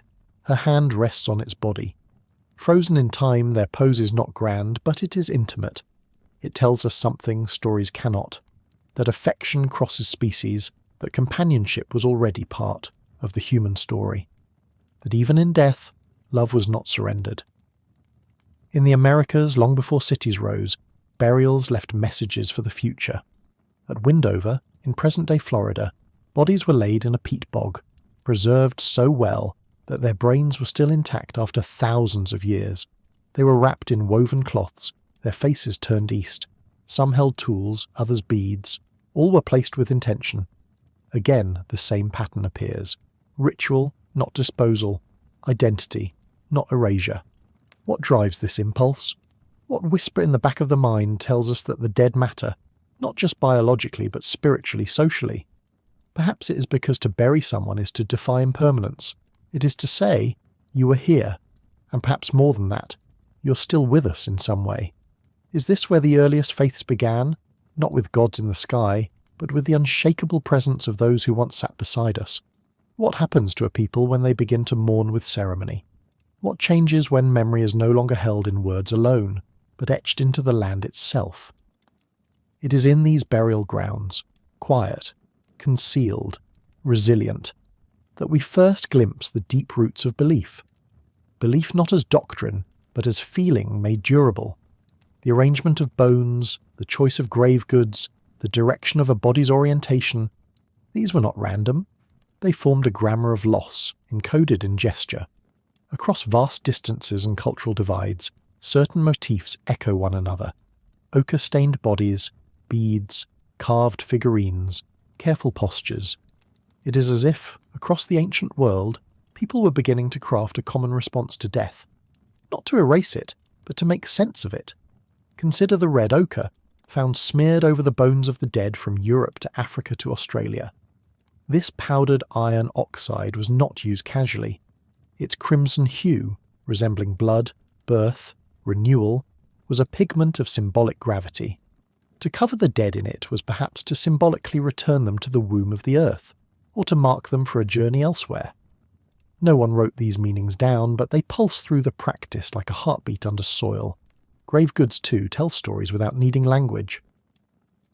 In some burials we find tools, blades placed near hands, points near ribs. These speak of identity. I was a hunter. Others include adornments, shell necklaces, bone pendants, intricately carved beads. These speak of memory. I was loved. Still others are more enigmatic. A fox mandible, a deer antler, a collection of stones. Are these totems, guides, offerings to another world? Among the most haunting is the triple burial at Dolní Věstonice, in what is now the Czech Republic. 2 adolescent males lie head to head, one on his side, the other flat on his back. A third, possibly female, is draped across them. The arrangement is precise, ritualized, and still its meaning escapes us. Were they siblings? Were they part of a story that was passed down for generations now lost? All we have is the scene suspended in clay and silence. It asks us not for answers, but for attention.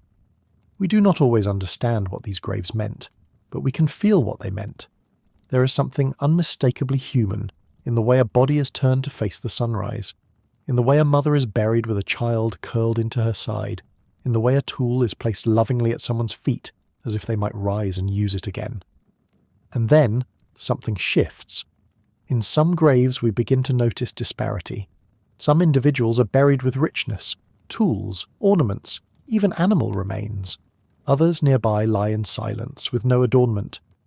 Not everyone is mourned the same. This perhaps is the seed of something new and unsettling, differentiation, a signal that even in death, not all lives were treated as equal. From reverence, the slow roots of hierarchy begin to take hold.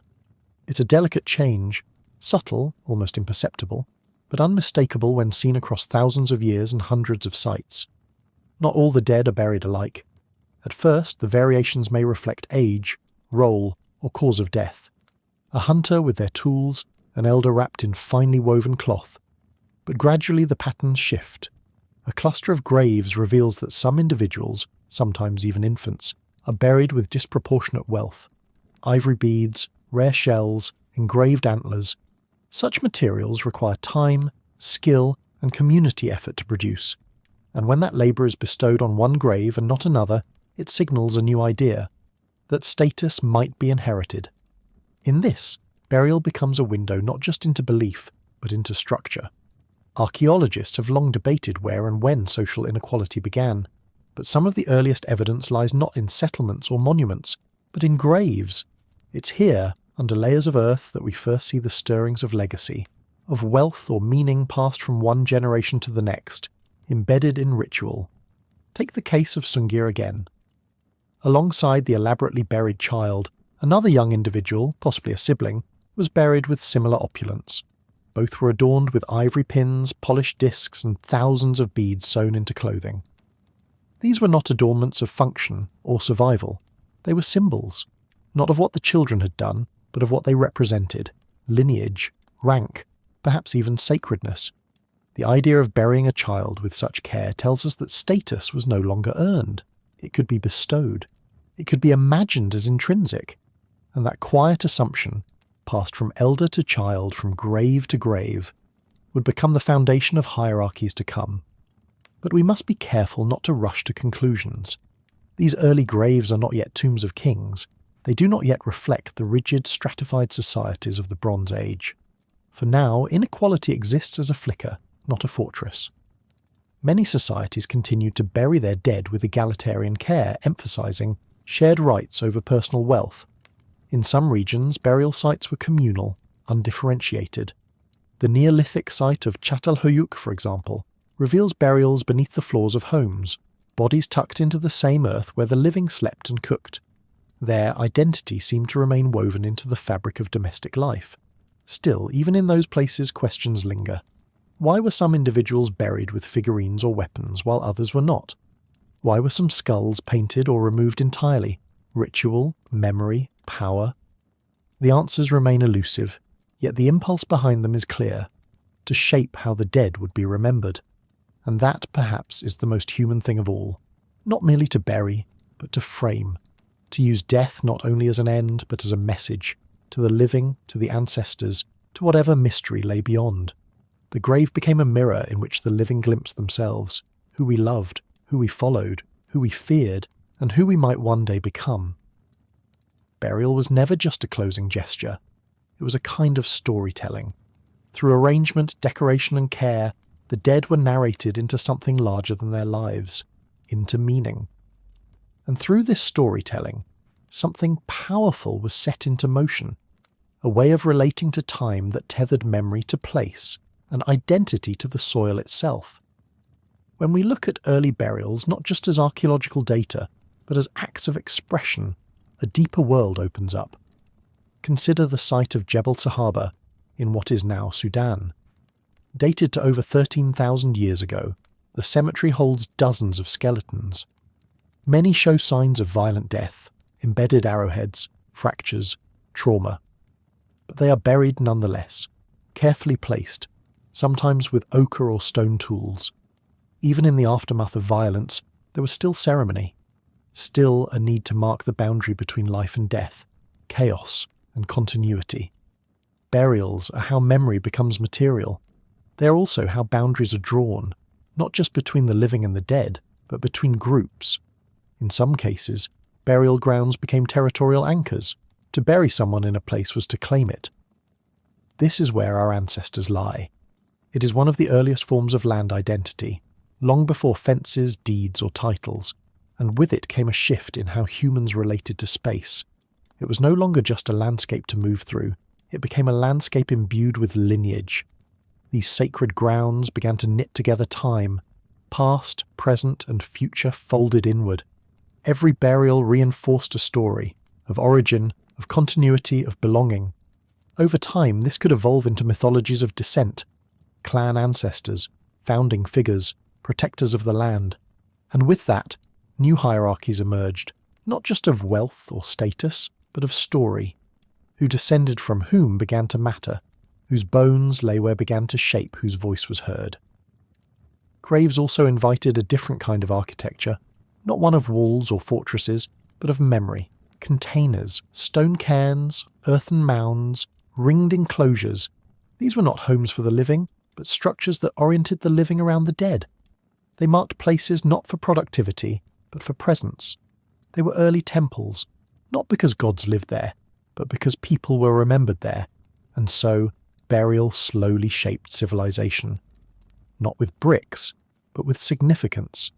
The earth became not only a place to walk, but a place to return, and through that return, early humans developed a sense of legacy, not only of material inheritance, but of narrative continuity.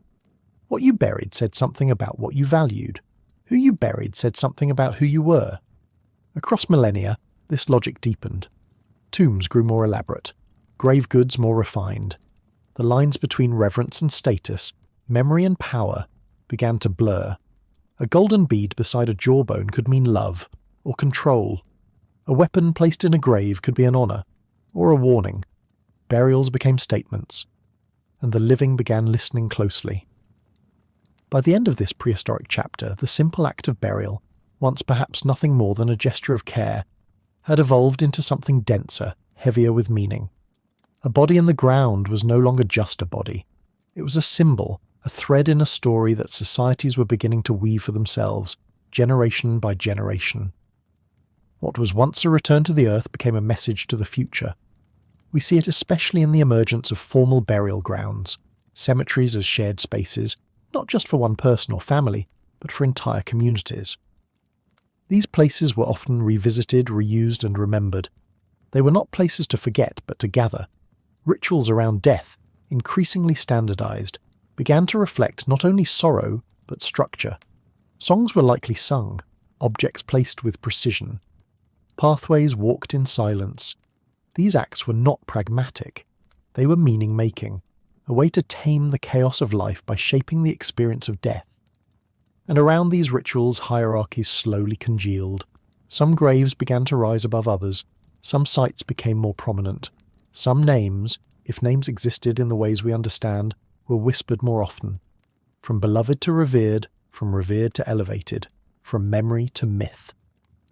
This is how power often begins, not with conquest, but with remembrance.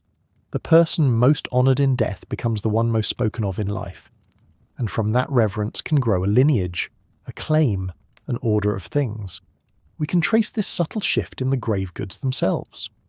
Where once we found humble adornments, a necklace of shells, a stone blade, we now begin to see more exotic materials. Obsidian from distant mountains, lapis from far-off riverbeds.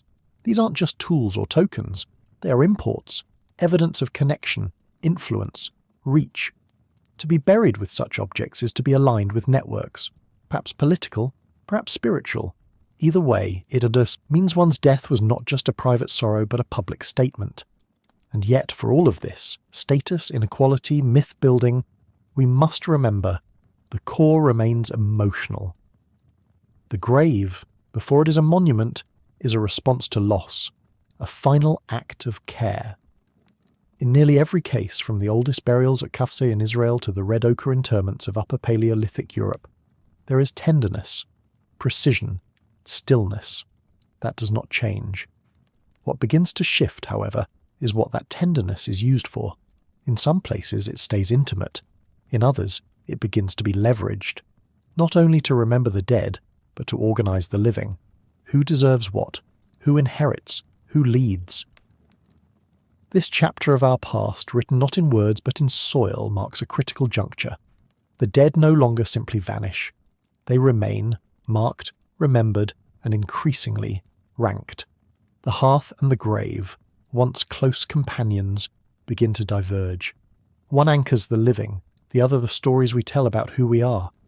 And in that divergence we glimpse the early scaffolding of the world to come.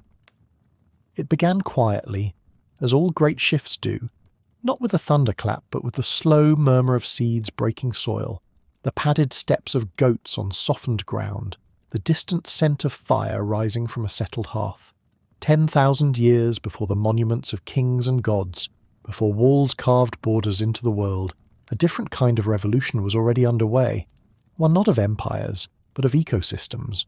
This was not a moment, but a transformation, the kind that unfolds over centuries and rewires the very relationship between species, between human and land, between what is wild and what is claimed. What must it have felt like, to see the earth turn beneath your feet, not as metaphor, but as lived experience?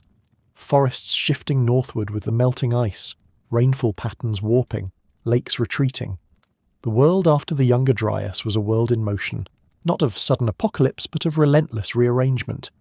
Some landscapes grew warmer and wetter, others drier and harder, and in that flux choices were made, small tentative choices that would snowball into something irreversible. At first it was simple. A patch of wild barley here, gathered carefully and revisited the next season. A herd of wild sheep watched, followed, nudged. The first fences were not walls, but intentions, lines drawn in the mind, in the rhythm of return. Humans began to shape the landscape not just by walking through it, but by staying. Fire was used not only to cook, but to clear. Seeds were not only gathered, but saved. And animals were not only hunted, but herded. Why here? Why then? In several places across the world, independently, the great domestication began. In the Fertile Crescent, where emmer wheat and barley were coaxed from wild cousins into partners. In the highlands of Mesoamerica, where a scrappy grass called teosinte slowly transformed into maize. In China's Yellow River basin, where rice was first tamed, and along the Yangtze, where water buffalo would later follow. Even in the Andes and New Guinea, entirely separate systems of cultivation bloomed. It was not a single spark, but a global stirring, a shift in consciousness whispered through different tongues. And yet it was not immediate, not inevitable, not total. Early domestication was cautious, partial, often reversible. Many foraging groups experimented with cultivation without abandoning mobility. They planted in wild patches and returned months later. They herded animals yet still hunted. The boundary between wild and domestic was blurred, negotiated, porous. But with every generation the scale tipped. Grain selected for larger yield, animals bred for tameness, tools refined, and perhaps most importantly memories extended, seasons tracked, harvest remembered, debts owed and repaid. The earth was no longer merely inhabited, it was managed, measured, owned. What happens when a landscape no longer feeds you by mystery but by memory? What do you begin to forget once you begin to control? And how does the turning of the earth, once so grand and indifferent, begin to echo your own turning within? The shift from foraging to farming was not just environmental. It was emotional, social, even spiritual. To stay in one place is to commit, to a rhythm, to a piece of land, to a future. And with that commitment came a cascade of change, reshaping human bodies, relationships, and the very structure of daily life. At first glance, it might seem like an unquestionable advancement. More food, less uncertainty, a sense of permanence. But the early costs of sedentism, settled living, were steep, and they rippled through generations in quiet, invisible ways. Bones tell the story. Compared to their mobile ancestors, early agriculturalists were shorter, with more signs of nutritional stress, dental decay, and repetitive strain. Living in fixed settlements meant relying more heavily on a narrower range of crops, high in carbohydrates, low in variety. Diets that had once spanned hundreds of wild species now revolved around a few staples. The body, once shaped by motion and muscle, began to stiffen in the confines of routine labour. With fields came surplus, with surplus came storage, and with storage came something entirely new: accumulation. Food could now be hoarded, tracked, guarded. Suddenly resources were no longer ephemeral, they could be claimed and contested. Inequality, once fleeting in mobile groups, began to take root, like weeds between the rows. Sedentism also altered the ecology, not just around the hearth, but across entire regions. Forests were cut to make room for fields. Wild grazing patterns were replaced with penned animals, shifting soil and water cycles. Fertility declined with overuse. The land, once a wild collaborator, became a tool and eventually a victim. And then there were the animals. Domestication was not merely about control. It was a relationship, complex, evolving, deeply intimate. The earliest companions were likely dogs, long before farming, co-evolving with humans at the edges of campfires. But as agriculture spread, so too did the taming of hoof and horn, sheep and goats in the Near East, pigs in China, cattle from wild aurochs in Anatolia and the Indus.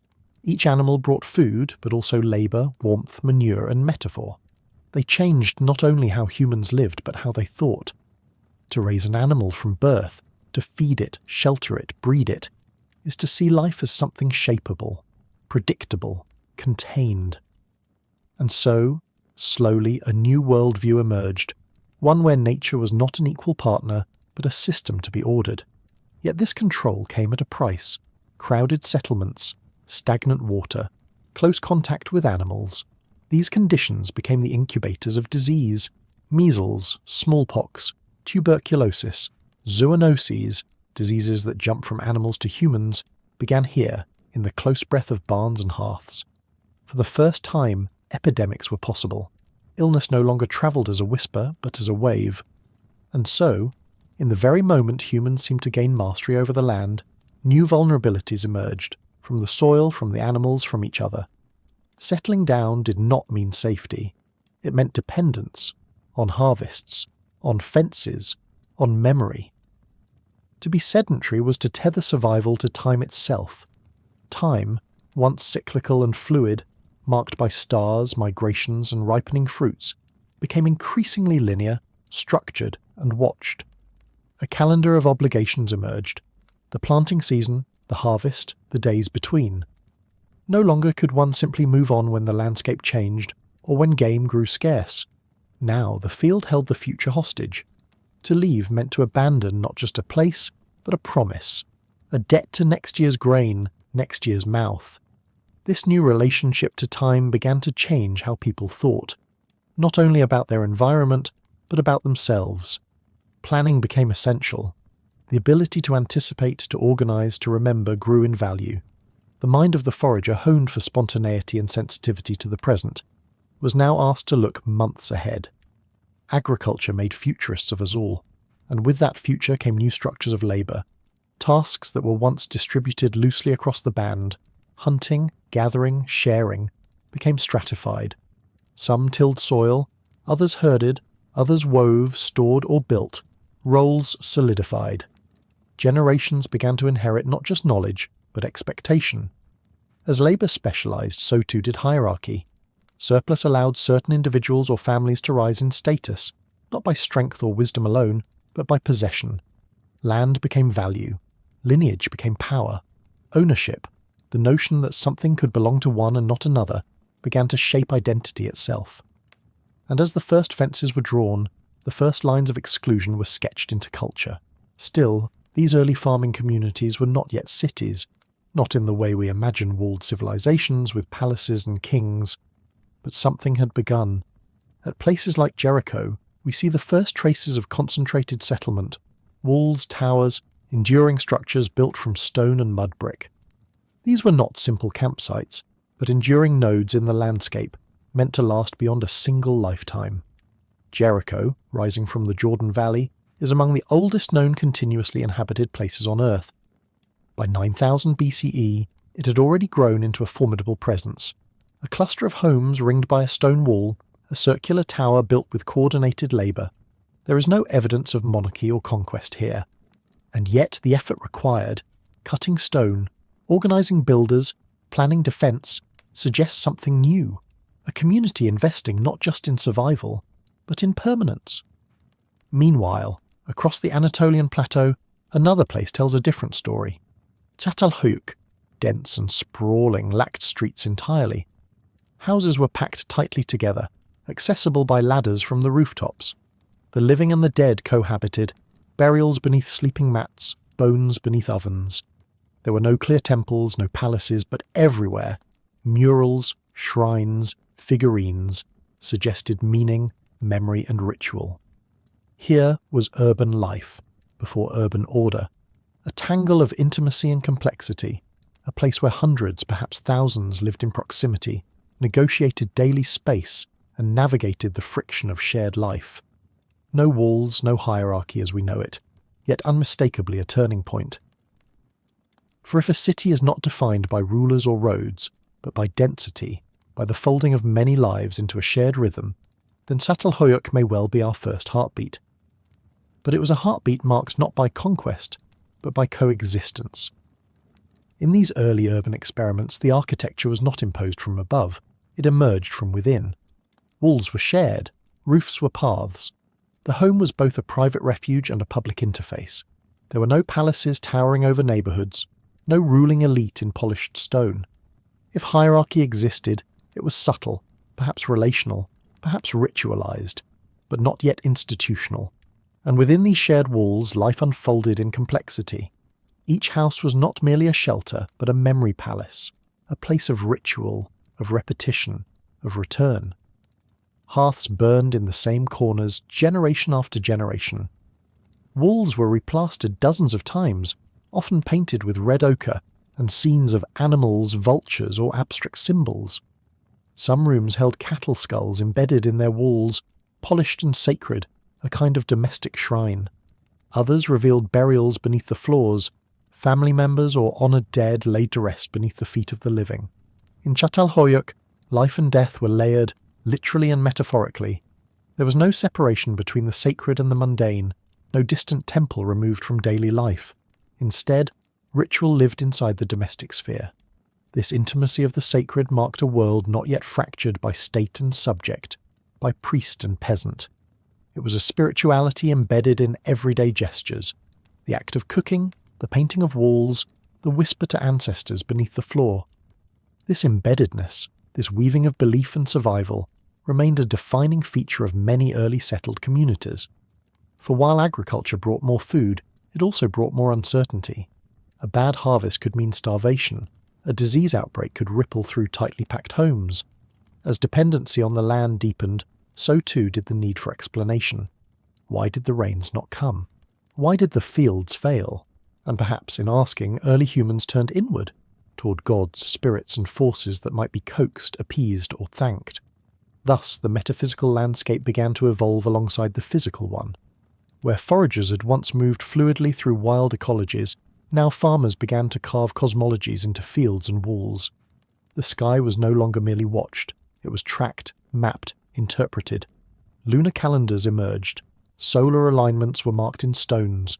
Time, once elastic and wild, became a grid underfoot and overhead, and with time mapped, space followed. The Earth was no longer just a provider, but a system.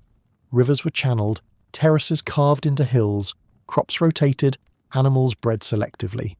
What had once been a relationship became a project, a vision of control, refinement, and growth. But beneath this vision, sometimes unnoticed, ran the fault lines.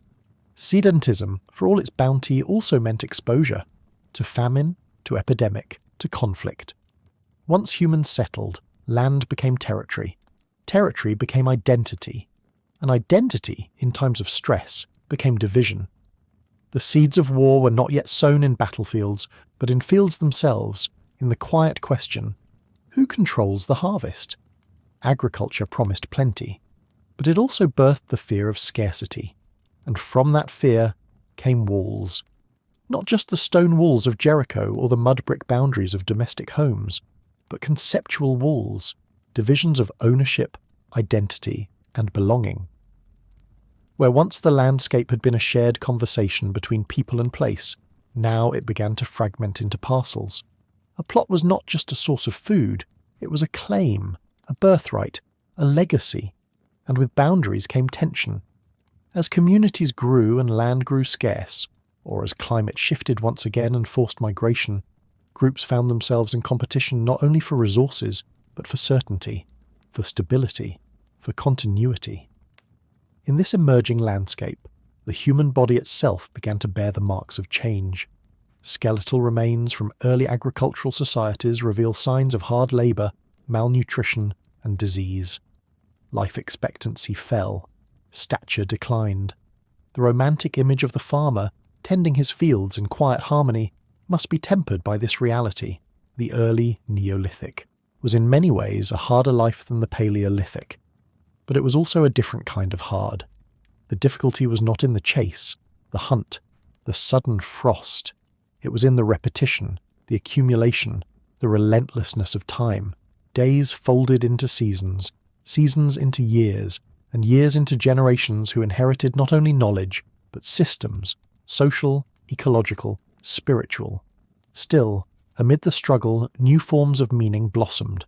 Sedentism allowed not just for accumulation, but for continuity. Oral stories could deepen, layered across generations in one place. Craftsmanship could flourish. Pottery, weaving, building. Songs learned in childhood echoed across lifetimes. Identity became tied not just to ancestry but to place, to the soil beneath one's feet, the patterns etched into clay, the river that always flowed a little too high in spring. And alongside that identity, new expressions of self emerged. In burial patterns, we begin to see clearer signs of status differentiation. Some graves contained beads, tools, even mirrors, others nothing but bone. In murals, we see symbols that may hint at clans, beliefs, or even nascent forms of governance. Artifacts suggest trade, migration, communication across vast regions. The earth, once turning on its own vast clock, now turned to the beat of human intention. But this intention was not universal. Many communities chose not to farm. Hunter-gatherers continued to thrive along coasts, in forests and across plains, sometimes coexisting with their farming neighbours, sometimes retreating from them. The transition was not a single moment. It was a mosaic, a long negotiation between ways of being. What we call progress was in truth a diversification, a branching of paths. Some led to cities, others to myth. All of them led to us. And so, as the chapter closes on these first great settlements, we do not yet see the rise of empire or the gleam of bronze, but we feel the momentum. We feel the soil stirring beneath the feet of ancestors who have begun to ask not just how to survive, but how to stay, how to belong, how to endure. The earth turned, and we turned with it. Only now we were no longer passengers.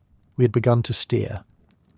Long before the first brick was laid at the base of a pyramid, before a name was pressed into wet clay, before kings declared themselves sons of heaven and stone cities grew from riverbeds, there was a world not of silence or ignorance, but of presence, of depth, of memory that did not take the form of writing but of living. We call it prehistory, as though it sits behind a curtain we cannot fully draw. But the truth is this: the curtain is not silence, it is song, it is skin, it is the inherited rhythm of everything that came before we wrote things down. What do we carry from this forgotten age? You, the viewer, your bones, your instincts, the rhythm of your sleep and the pattern of your fears, they are older than cities. Your immune system recognizes dangers shaped by forests long vanished. Your jaw knows how to chew what no longer grows wild. Even your language, though spoken in modern syllables, follows pathways carved by tongues now gone.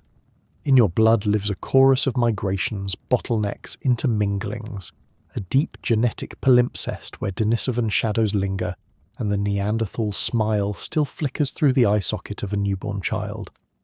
And it is not just biology that endures.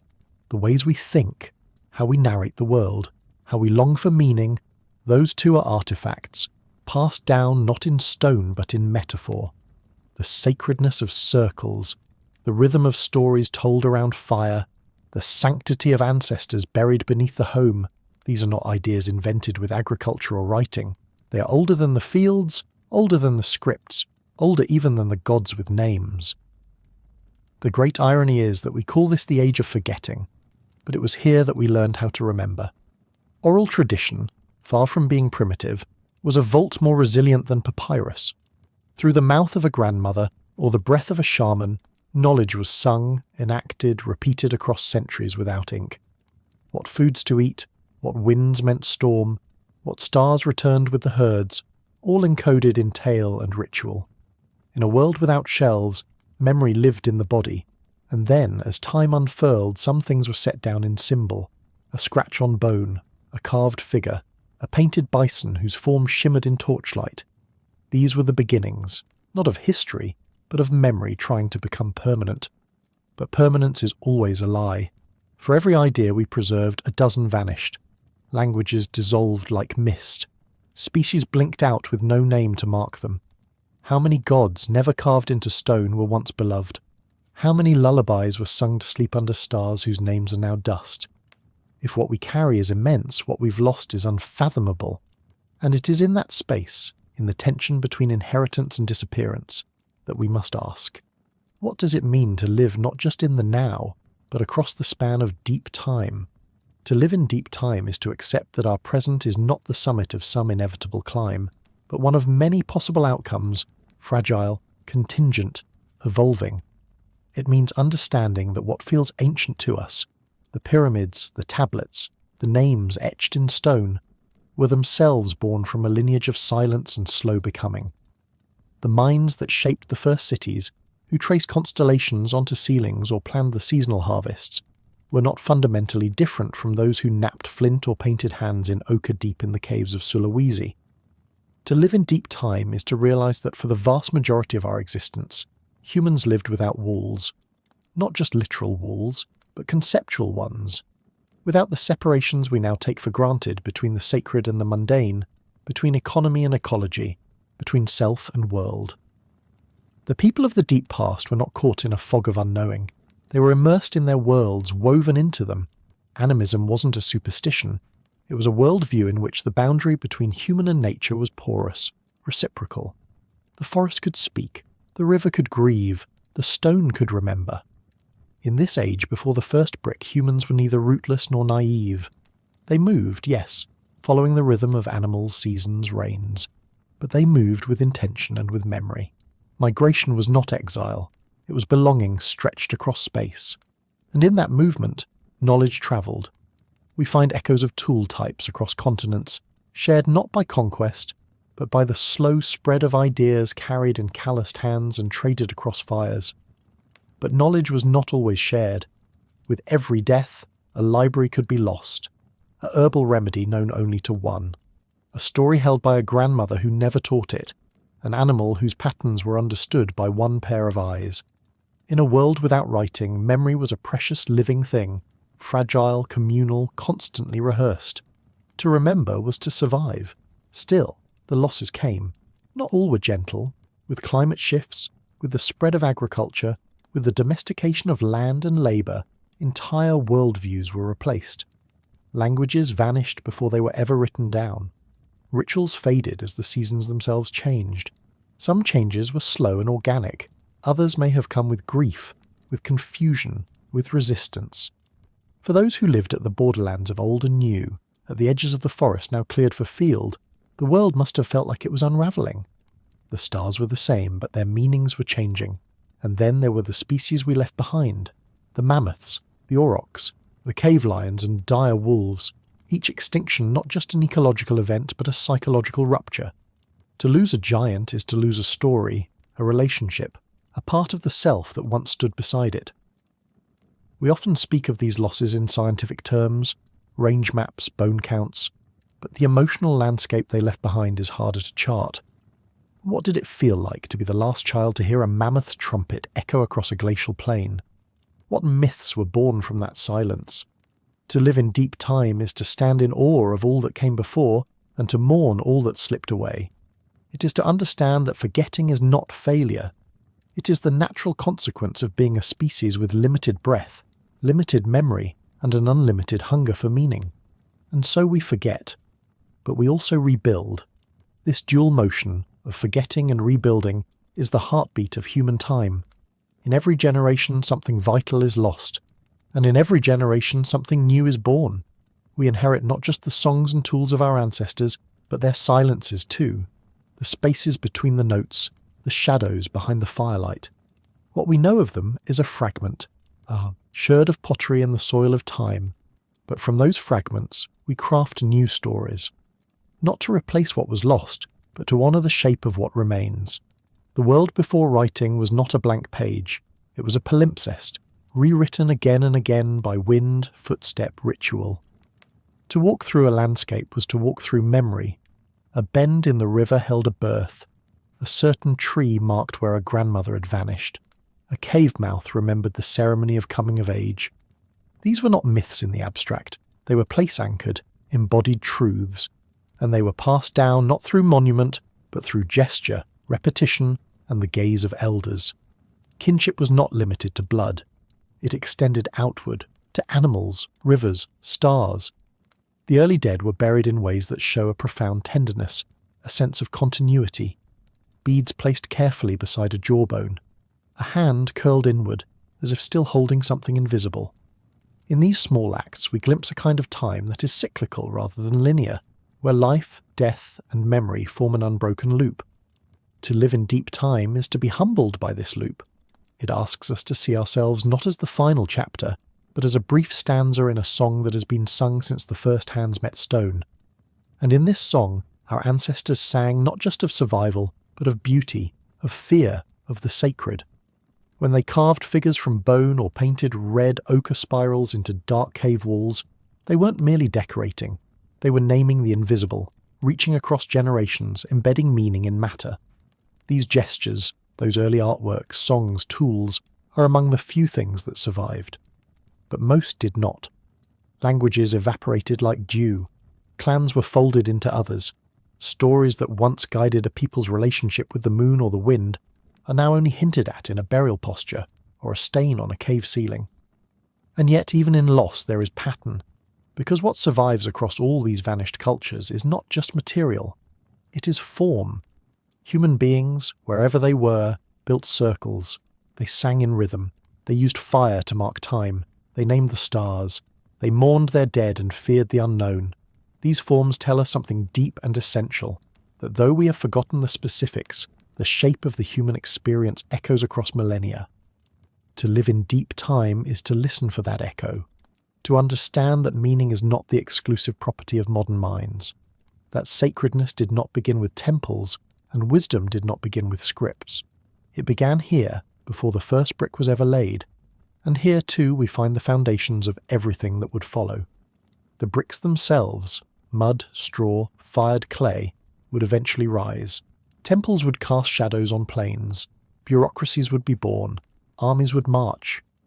But beneath all of that, the invisible architecture of humanity had already been built. A shared understanding of care, of grief, of memory, of sacredness. These were not inventions of civilization, they were the ground from which civilization grew. By the time the first walls were raised around cities like Jericho, people had already been domesticating themselves for thousands of years, not just animals and plants, but patterns of thought. We learned how to live together in larger groups, how to negotiate, how to share space and story. We learned how to trust one another over time, across generations. And while walls would one day come to symbolize division and power, the first enclosures may have been gardens, hearth circles, or burial mounds, acts of care rather than conquest. And yet, with that enclosure came cost. When we speak of what we carry from the deep past, we must also recognize the weight. The deep patterns etched into our psychology, tribalism, hierarchy, anxiety about scarcity, arose in these early moments of transformation.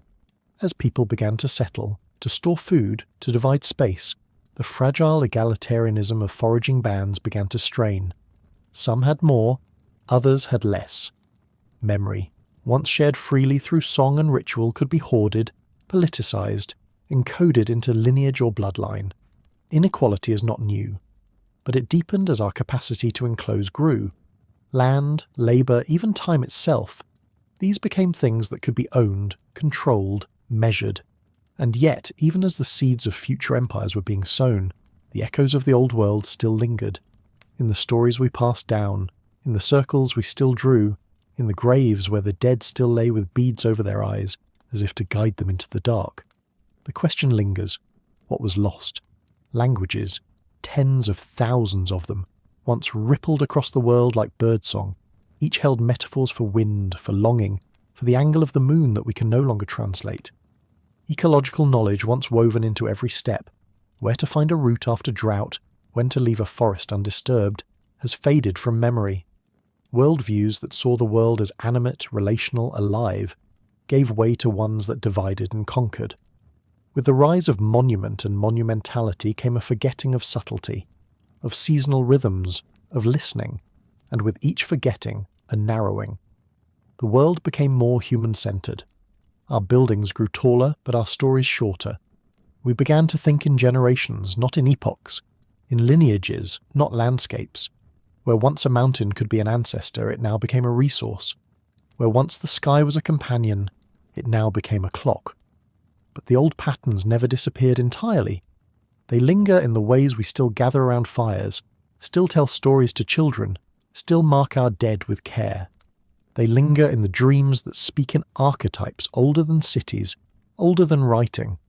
Because even after the first brick was placed, even after the first wall was raised, we never stopped being the children of deep time. The instincts shaped over hundreds of thousands of years, our craving for story, our ritualizing of death, our reverence for firelight and sky, did not vanish when history began.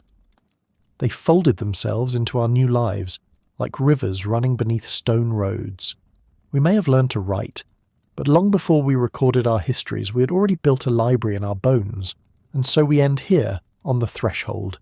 10,000 years before pyramids, before kings and chronicles, the world was already rich with meaning, already shaped by love and memory, by adaptation and ingenuity, by the aching brilliance of human minds striving to make sense of their place in a vast, turning world.